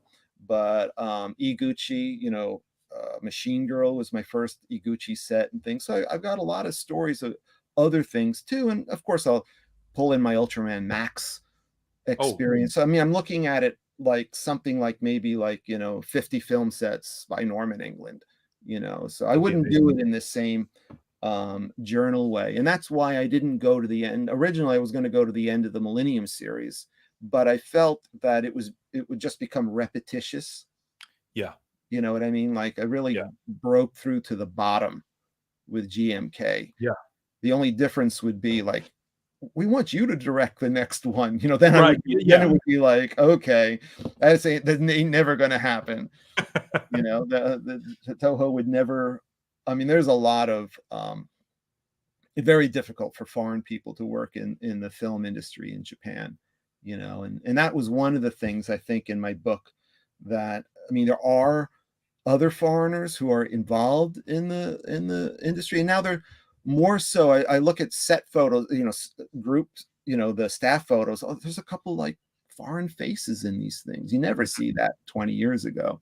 Yeah. But you know, it's, you know, usually the foreigner role is regulated only to being an actor. Yeah. You know, and the actors really have a kind of insulated experience.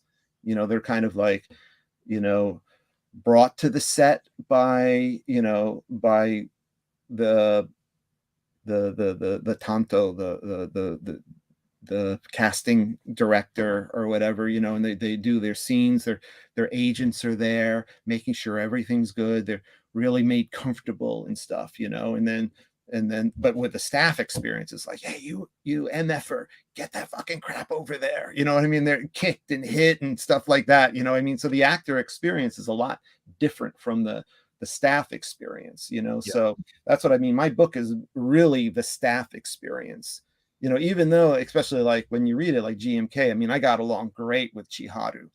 It took a Yeah. little bit of thing, but I mean, we were like really like tight on the set, and it was really fun. You know, I miss her a lot.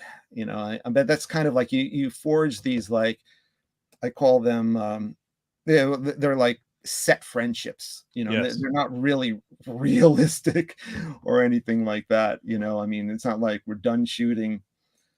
Even though, like, what was it, Shaku Yumiko? Her manager came up to me. I had a good relationship with Shaku on the next one. Her manager came up to me one day and he's like, Norman, Shaku would like you to be her English teacher. And I was like, what? Because I don't really like teaching English. I don't even care who it is, you know. I'm like, I'm sorry, I don't want to be your English teacher, you know. I think like, what kind of an idiot was I, you know? But Yeah. she was very sweet. But Yeah. but still, it was like my relationship with her was different from Chiharu's, mainly because, you know, Tezuka, I get along great with Tezuka, but I don't have the same relationship I do with Tezuka that I do with Kaneko. So I wasn't always able to just come and go on the live action set. Yeah. You know, I'd have to be, I never went on location with the Tezuka crew. Yeah. You know, in my book, I'm at Osaka for those opening scenes in Megagiras because I was living in Osaka at the time. Yeah. Like I Just down said the that in street. the thing, like Tezuka's like, what are you doing here, Norman? I live down the road, you know, and the Toho people said, oh yeah, and we're shooting in Osaka, just go to the set, you know. But I Yep. didn't really like, I didn't get in the bus like I did, you know, which I detail in the book, like get in the bus, you know, at Toho at, you know, 9 a.m. and drive out to Yokohama, you know, and do shooting, get back home at midnight. I'm back at Toho at midnight, you know, that type of thing. I could do that with Kaneko's. So I could do that. I could really interact with Chiharu a lot. And her manager used to always crack up because I always called her Chiharu and everyone else called her Niyama. Mm-hmm. You know, a lot of people called her Niyama, except for Kaneko. And he would always crack up when I would write the Toho, you know, because that was one of the things I did at the time, was writing this Norman report for the Toho website. That's So right. every 2 weeks I would write about what I saw on the set. And her manager would always be like, Chiharu, you know, like Norman, you're so like, you know, direct with that, where no one else would be like, you know, Niyama-san, you know, like, but she was so sweet, you know, and that's a thing. I talk about that in the book, you know, when we did the WBS, not the BS, we are amateurs. I have a sticker that Kyle Yant gave me that he made of the logo that's on the cameras.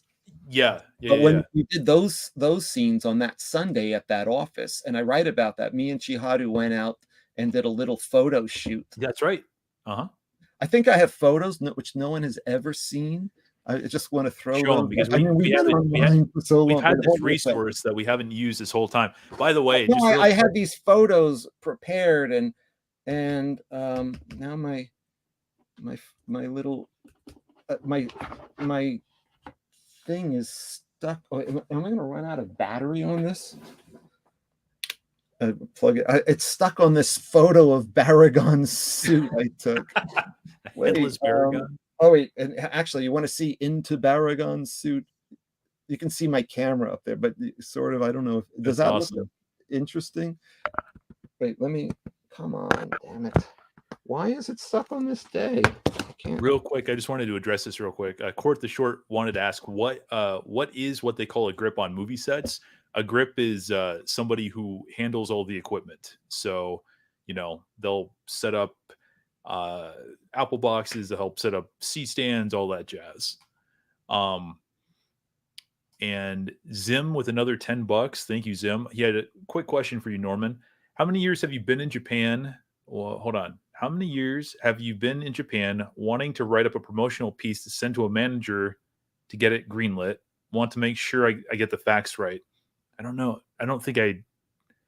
How many years have you been in Japan? Maybe period. Okay. Question mark. Right. I want to write up a promotional piece to send to a manager to get it greenlit. Want to make sure I get the facts right. Period. I've been in Japan like 30 years. Yeah, I mean, good luck trying to interest people here in working with you. And I don't mean that in a like an overly negative way, but I mean they just don't want to work with foreigners. I mean, really, I mean, it's the sad fact, like my friend Kakuse Fujiwara, who's, big, like the top special effect makeup guy in Japan. And I've known him since Godzilla 2000 set as part of the suit staff, and then in Final Wars, I know he made Rodan, and did he do King Caesar, one of the other ones? But I mean, he's always complaining to me, we don't have enough foreigners. We don't have enough, diversity, Right. on our sets here. I get into it in my book. I mean, it's like Japanese just have very difficult time relating to non-Japanese people. Yeah. They're very culturally defined, for better or for worse. So I'm not saying it's like awful, but sorry about that. That was me. Fine. Norman was plenty able to translate that one. Not necessarily. I make a lot of grammatical errors and I'm a professional writer. But no, I mean, I'm not going to discourage anyone from trying, but I mean, just saying realistically, it's not an easy business to break into, and a lot of times things might have changed now because of COVID for the better. Like Japanese are always got to meet face to face, The Zoom thing has kind of like changed that, hopefully for the better, Right. So it's gotten a little more like breaking this, we got to get together, we got to go out drinking. Like when I got I worked on a Kaneko film with Diet. It was one of the biggest film I did stills on. And when I got the job, I went up to the Diet offices. Kaneko was there. I met the producer. Kaneko's like, I want Norman to do stills on the film. And then they're like, okay, great. And then we're going out for drinks. And Kaneko's like, I'm like, I just want to go home. He's like, you got to do this.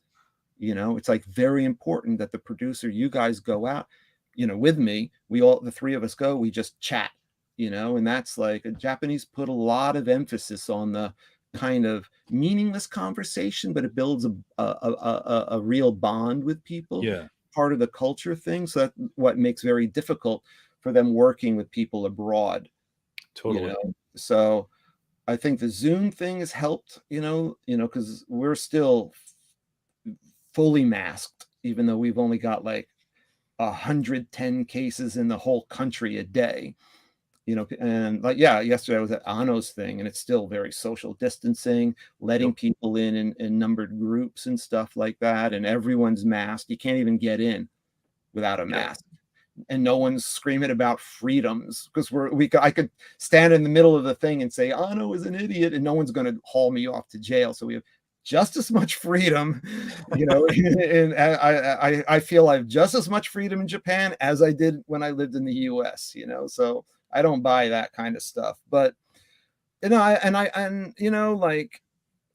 the world is changing, you know what I mean? And Japan is changing itself. There are forces that are against foreigners coming in, but they realize that they have to do more international business. The film industry here is a little weird because it doesn't have a lot of money.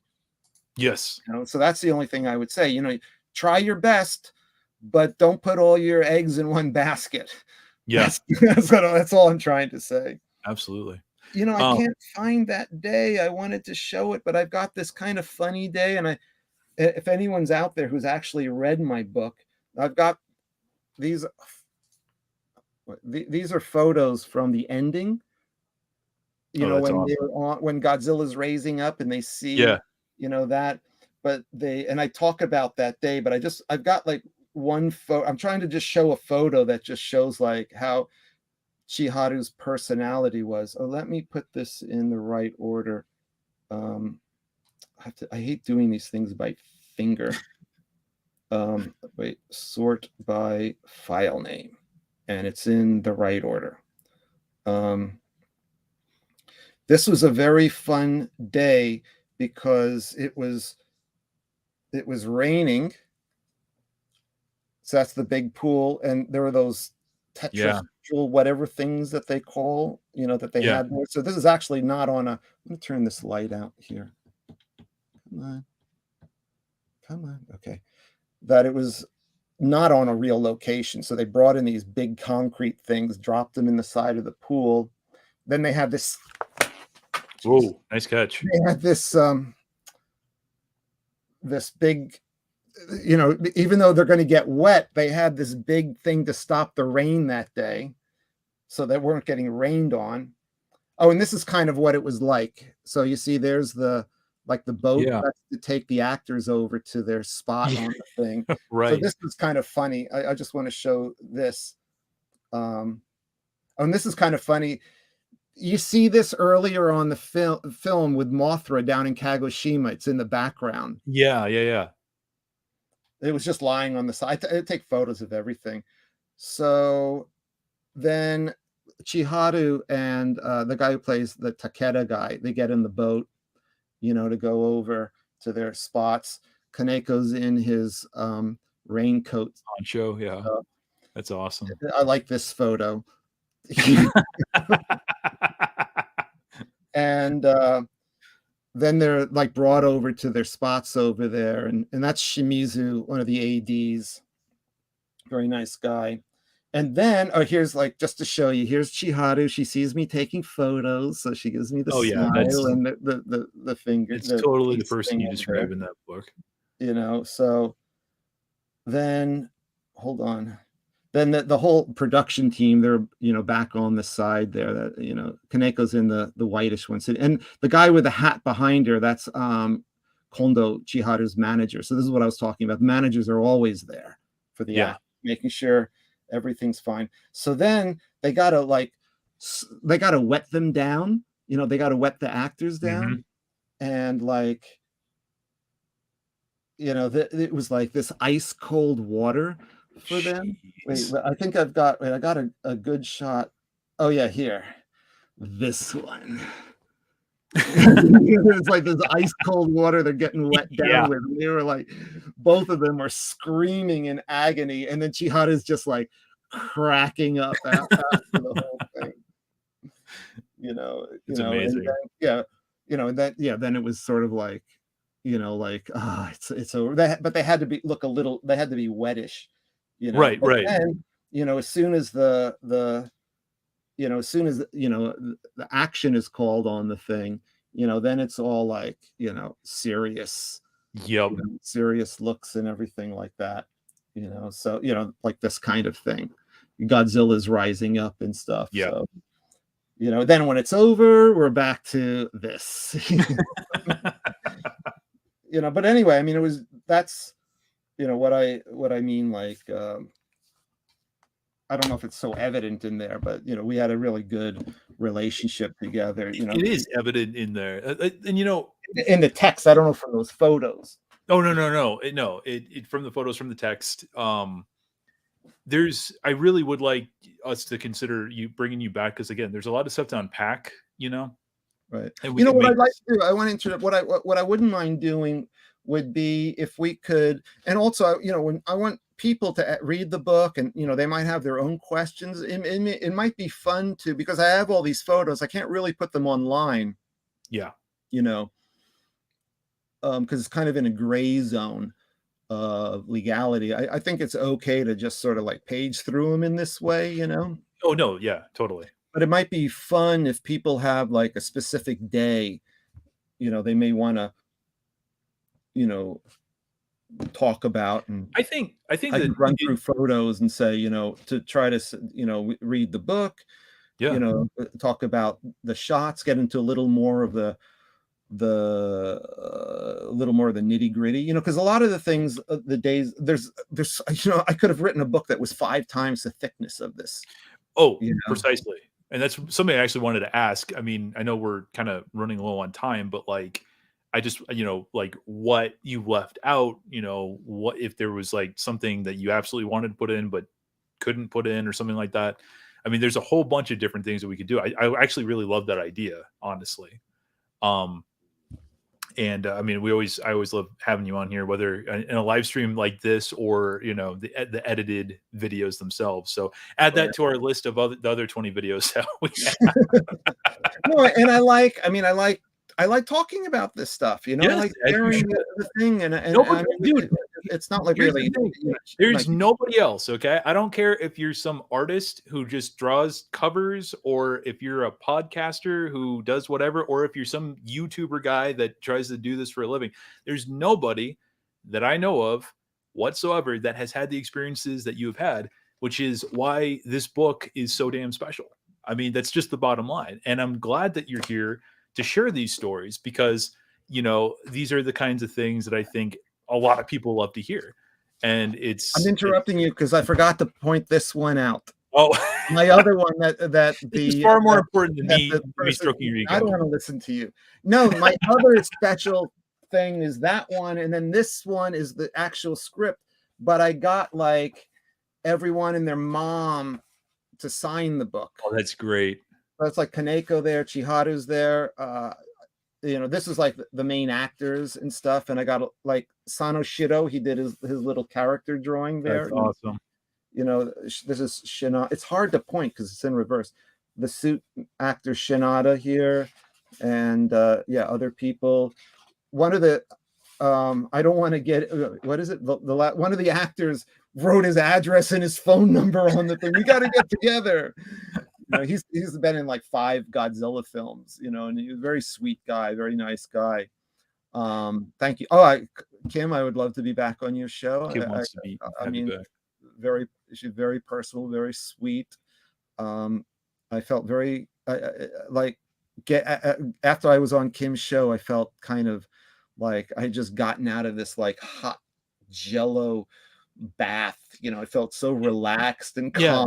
You're really not going to find anybody much more mellow than Kim. And I want to, sometimes I hate is like myself. I dominate the conversation, and I'm actually interested in Kim's Godzilla experience. So Kim, if I'm on your show again, I would love to try to like. He won't interrupt you. More, he wants to hear what you think. 70% Norman, 30 rather than 90% Norman, 10% Kim. So I apologize for that. I tend to just run off. No, it's appreciated, and you're a storyteller, and I appreciate you being you. Should we get to the giveaway? Yeah, let's do that. All right. So here are the ground rules, everybody in the chat. I'm sorry to say you're going to have to live in the US for this. This is going to be done through Amazon.com. All right. So you're also going to have to be comfortable with sharing your mailing address. I don't care if it's a PO box or what it is, but I'm going to need something in order for you to get said thing. And what's going to end up happening is I'm going to give a little trivia question, right? And there's going to be an email address. First person to send an email to the address with the correct answer wins the book. Very simple. So without further ado, here is the question. What heroic kaiju did suit actor Akira Ohashi play before playing Ghidorah in GMK? Email toku.monstrosities@gmail.com with that answer. And I currently know the answer. Well, you actually probably need a copy because you just have a test copy. You don't have. I think they came to the publisher the other day, so we're going to get together, and I'll get a couple copies. I got to give Kaneko his copy. Oh yeah, definitely. All right, let me just log in here just real quick. Let's see. All right. Well, we are up and waiting. Kim says, "LOL, it's all good. I love hearing your stories." And then some guy named Patrick Galvin showed up and says, "Behind the Kaiju Curtain sounds like a great book. I hope I can read it someday." Yeah, I hope you can read it too. What's your name again? Who is this guy? Yeah, I've heard of him. I think he's something on like TohoCastle.com, and there's like a monster symposium thing he's a part of too. I got no idea. Do you want to talk about Patrick's involvement with the book? That's actually something that we haven't really. I don't know. I mean, I don't want him to get a big head or anything like that. No, I mean, No, Patrick was really good in that he's a professional proofreader.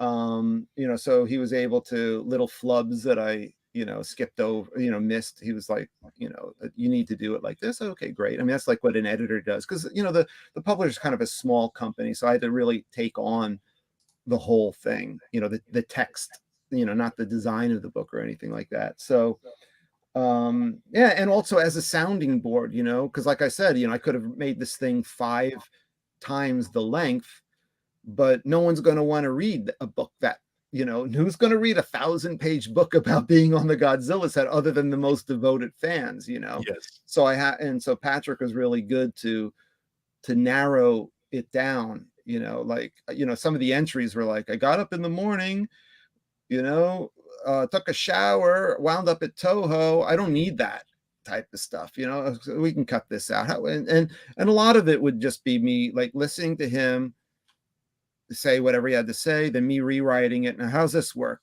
Exactly, great, you know. So it wasn't like I mean, I'm not saying like he didn't write the text, but he helped me to you know, put the text in, you know, like a sounding board person, get the text in a better position where, you know, it was more accessible to the average reader, if that makes any. And I'm not, you know, belittling his role or anything like that, because he was very generous. I think we need to belittle Patrick as much as we possibly can. He's a very sweet guy. Yeah. You know, so it was very enjoyable, you know, the time we spent. And it kind of reminded me, completely different, but like when I did The Idol, one of the most fun, which is a movie that I shot back in 2004, was just released like a year ago on SRS.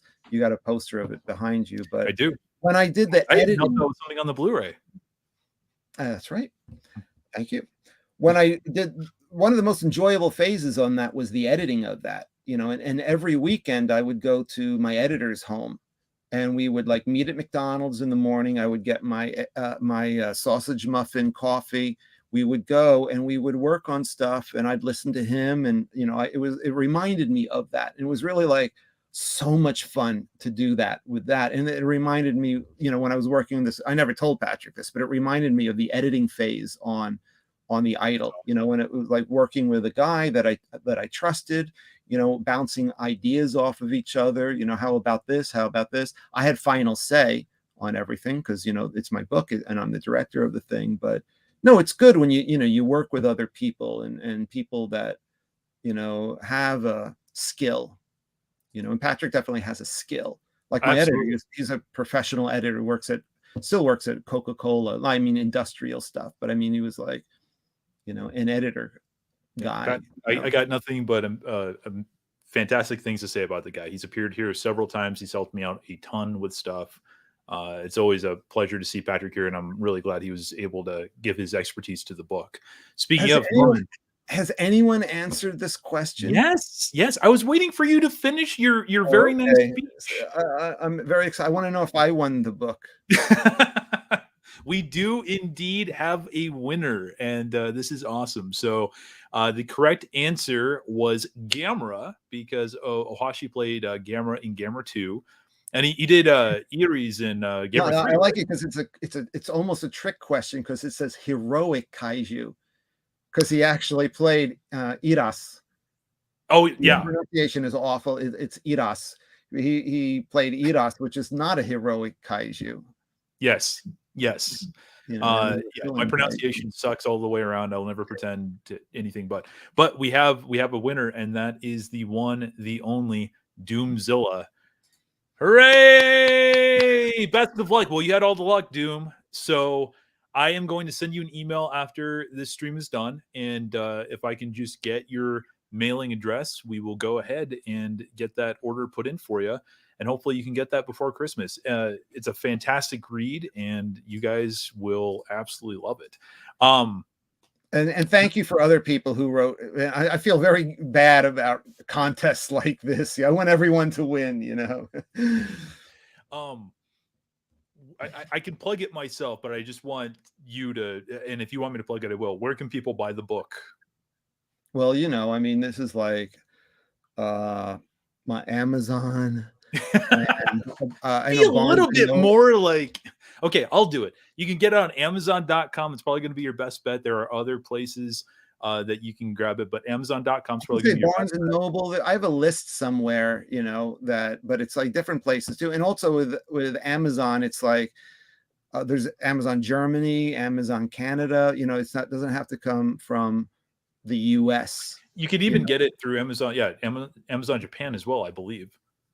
Yeah. But no, I was going to say, then there's like, I should have had the list prepared, but there are alternatives for, you know, and I have people who've contacted me and they said, I don't want to go through Amazon, which is understandable.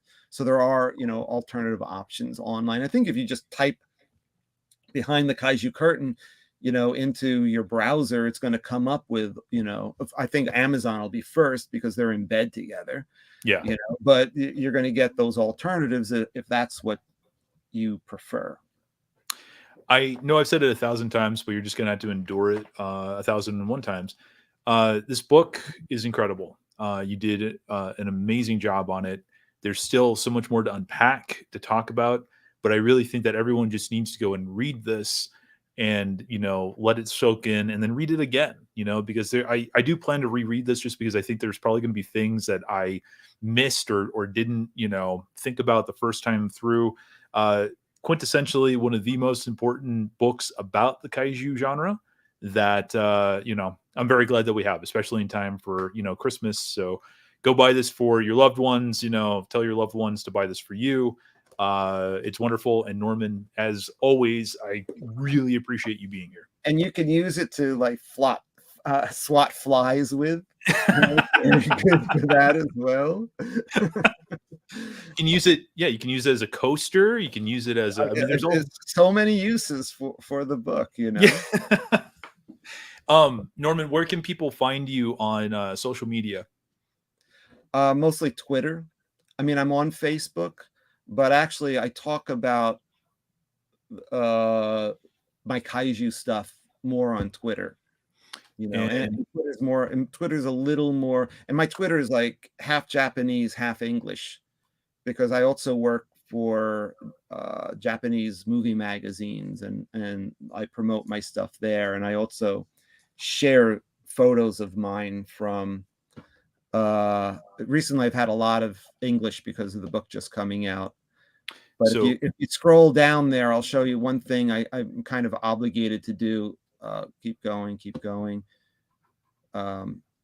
Keep going, keep going. There. No, yeah, actually there, I'd say this is something I'd only put on Twitter. Above it, above this. Yeah, this? go up. Yeah, that was from opening day of Snap. Destroyer. You know, I put, these are photos I took. I'd be 35 millimeter. Dude, I like to retweet these, but as like I keep on telling you, I never see notifications about this. These are still in the kaiju mode, you know, type of stuff. So these were photos, so cool. You know.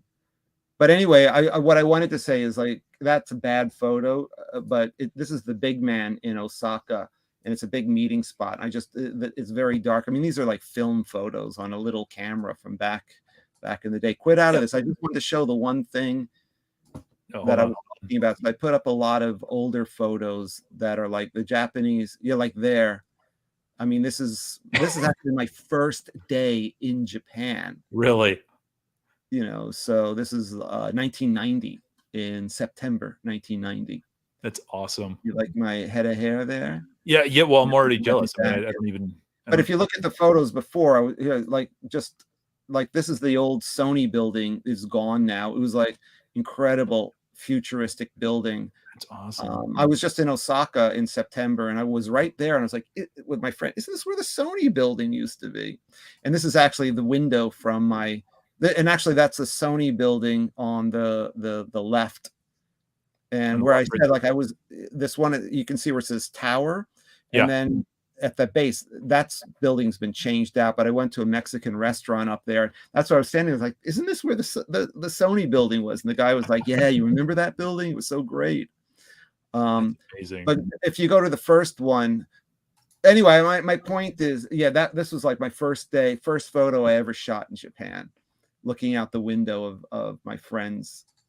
They owned this building. Her father was cool. He makes like paper, Japanese paper, like origami paper, all different kinds of paper. So they're very nice. They owned an entire building, and the family lived on the top 2 floors. So, and this is I mean, this is 1990. Japan has really changed a lot. You see all those like building signs that stick out.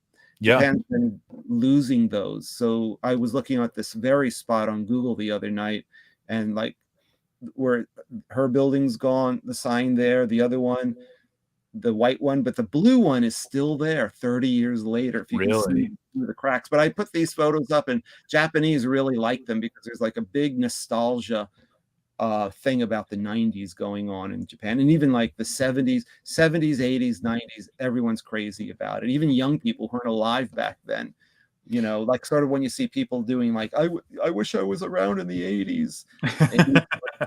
And we have that now in Japan. So I put these photos, even though this didn't get retweeted a lot, but I put up a set. I got like 20,000. Well, I'll retweet it right now for you. I got like 20,000 likes and like, you know, 10,000 retweets, and they're still getting retweeted. Jeez Louise. You know, so I put those up as well. Those are like my ones for Japanese people. You did, yeah. Stuff. Anyway, that Twitter is the best spot to follow me, you know, and I do. Yeah, like that one. I don't know why. Not that one. That Baragon biting my hand, whatever. Which one are you talking about? Going down. No, going up. Oh, I don't know what you are. There, right this? There. Yeah, I mean, this one. Look at this. I got 577 likes on this. And yeah. I put up photos from the set, and it's like 50 likes. I put up photos from a PR suit event. It's like everyone's going bonkers over. It's like I can never figure out, you know, I can't figure out what people want to see, you know. But anyway, this was HMV when they were still in Japan. Yeah. And this is promotion on Final Wars. So these are actually the actual suits. That's so cool. I love it. So I made a note about that, all the bathing suit, the Gorabia idol photos on the first one. The Gigon's protecting the cheese. What is it? Not beefcake, cheese. What is it for women? Yeah, I'm not. I forgot. I don't know. But anyway, I just thought that was funny, you know. And it says there DVD Gorabia. And that's what you say, Gorabia Aidoru, that kind of bathing suit model type of stuff. So I just love the Gigon's right there, you know. But that was like what, 2005 or something like that. So yeah, you know, so I do that. I've been now with the book out, you know, I'm trying to share, you know, more, you know, on Twitter, you know, photography stuff every like couple days or so, upping something. So yeah, so Norman C. England, that's how you can follow Norman. And yeah, he's always sharing a whole bunch of really cool stuff. I mean, you know, you got to follow a guy who gets bit by Baragon. It's just a must, you know. So. I don't even know who took this. Did Nako take this photo, or was that my Chica? I think I talked about Chica. I think she's another photographer that. Yeah, you did talk about her. You know, she's someone I would love to hook up with again. We had a lot of fun.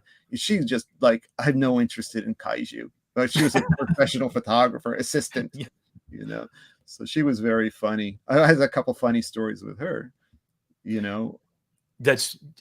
Wasn't she the one who was like, you were kind of like, you know, like, oh, isn't this so cool? And she's like, what are you guys like talking about? It's just a puppet. It's just a puppet, right? Like, it's just a. It's no, just we went, if you know SMAP and Studio 8, which was like the sister studio to Studio 9, they were shooting this thing called Shingo Mama. It was a big hit, like novelty song 20 years ago with one of the SMAP guys, and they were doing a follow-up. So we just snuck in to watch some of it. And I said to her, "What should you rather do stills? This?" And it's really goofy, like one of the SMAP guys dressed as like a woman, old lady, you know, very hyper, you know, feel good, you know, music video thing, you know, novelty stuff. I mean, which would you rather shoot, stills on this or Godzilla? She just goes, "It's all the same to me," you know. And I'm like, No, I mean, that's keeping it real, you know, Right. and a very sweet woman, and we had a lot of fun together, and I would like to, you know, meet up with some of these people again. It reminded me doing the book, like, oh man, I gotta like talk to these people again, you know. Fine, Absolutely. 20 years later, you know. But anyway, I guess if there aren't any other questions from other people, I'm actually subtitling Kaneko's new movie right now. I gotta get to. I've got like this super tight deadline on the film. So he did this like very small movie for Nikatsu. So I got the when he was over, he's like, "Can you do my film?" I'm like, because it's got a very low budget. And then the company contacted me and they're like, we really have a small budget. Can you do it? And I promised the director I'll do it.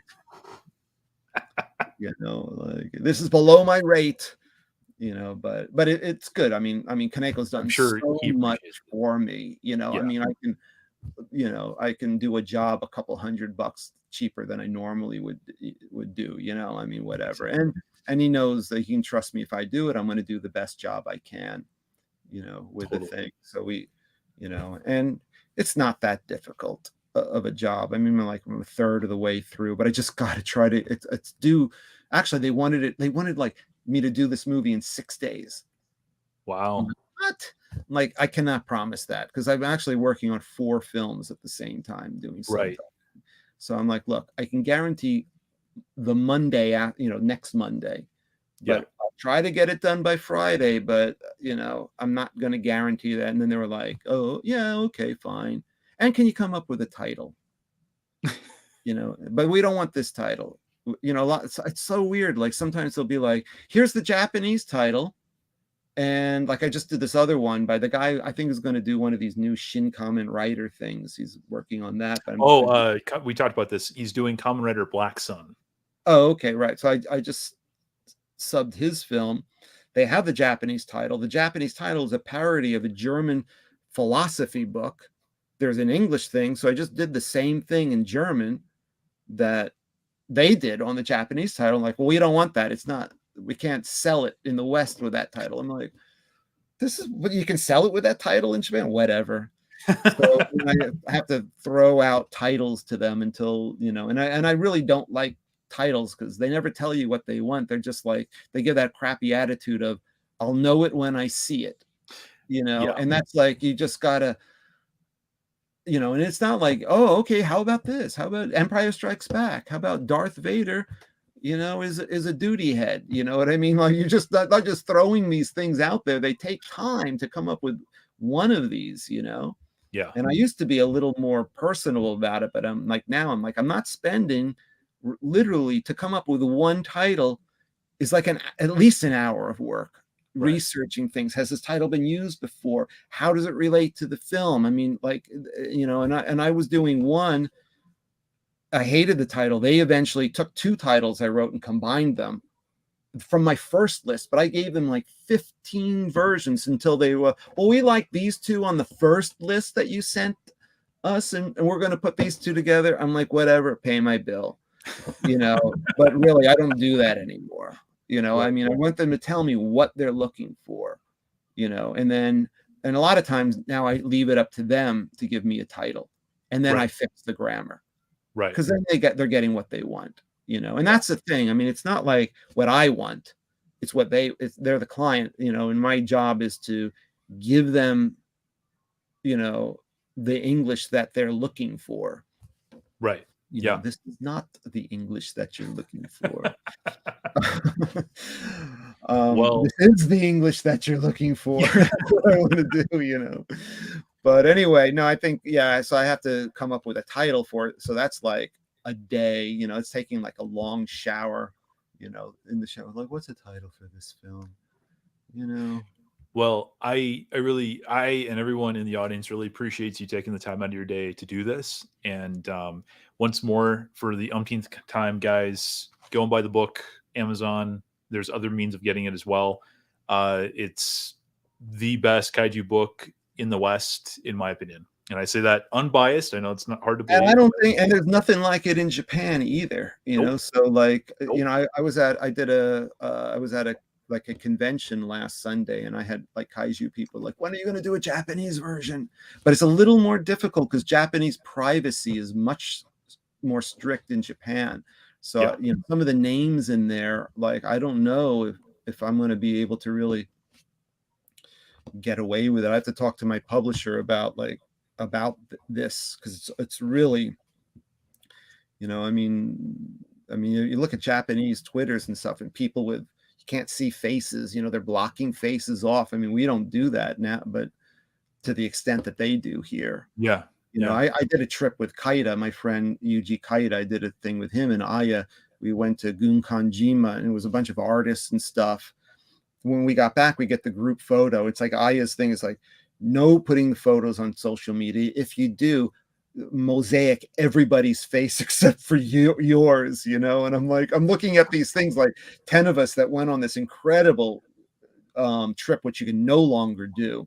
And Gunkan, you know, they use it in Attack of Titan, but they even that, they was like very limited, you know, you can't go over here, but we were allowed into buildings, on rooftops. And then the next year is like, they were like, we can't allow these type of tours anymore. We were really lucky to get in on this thing. It was all because of Kaida and Aya, his wife, very sweet people. But I mean, really, like, I'm like, I can't like share this photo on Facebook. Okay, fine. You know, really, unless I mosaic everybody's face for privacy. So that's a thing.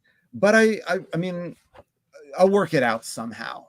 You know, I'll work it out somehow, and I'll get it out. And I don't really say anything bad about anybody. And there's a couple parts where I do say some pretty strong things. And if you noticed, I don't have the person's name. Yeah. You know, when I felt that it might be a compromise, but they were telling me, like, I think a very wonderful passage when the guy described Kawakita, Suzuki, and Kamiya.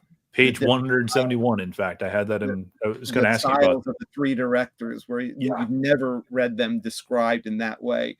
And I felt it was, I shouldn't put the guy's name on there. Like, he kind of told me that in confidence. Yes. You know, so, and he's been there since, Heisei stuff. You know, he's still working in the industry, you know. That's awesome. I mean, the last time I worked on a Miike film, the Yakuza Apocalypse film, and we at the wrap party, they had some miniature work at the ending I wasn't there for, and I was like, there he is, how you doing? We used to always go see the new Matrix movies together, and now I'm wondering, should I call him and we go see Matrix together for old time's sake? You know, do it. It's a perfect reason to reach out. I don't know. Anyway, we've been on for a while. I do got to get, and I'm sure if anyone's left in the audience, so we still got some people in the house. But once again, Norman, thank you for coming on. It's nice to talk. I like talking to you, and it would be good to do some more specific, especially when more people read the book, you know, and maybe in advance find a day maybe people want to get into the more nitty-gritty, you know, that are interested in that kind of thing. And I don't think there's like big public appeal, but I'm more than happy to talk about, you know, some of the more detailed stuff, you know, if people are interested in that. So it'd be great, man. Anyway, all right. I want to thank everybody that was here listening to my long-winded stories, and everyone, I want to get one. Everyone should get a Kaiju Kim t-shirt. I want one. I'm going to make you get one and eventually send it to me. I'll do that. You're like, what is he talking about? Another vlogger on my. It's okay. I get the exclusive right to edit all your cool shit. So like that's the. No, I'm kidding. Okay. All right. Norman, again, thank you so much. Everybody at home, thank you very, very much. We will actually be back here on Wednesday night with a Collecting Monstrosities live stream with Danny and Max. And Norman, again, thank you. And say goodbye to everybody. Okay, thank you. Adi to the O's, guys.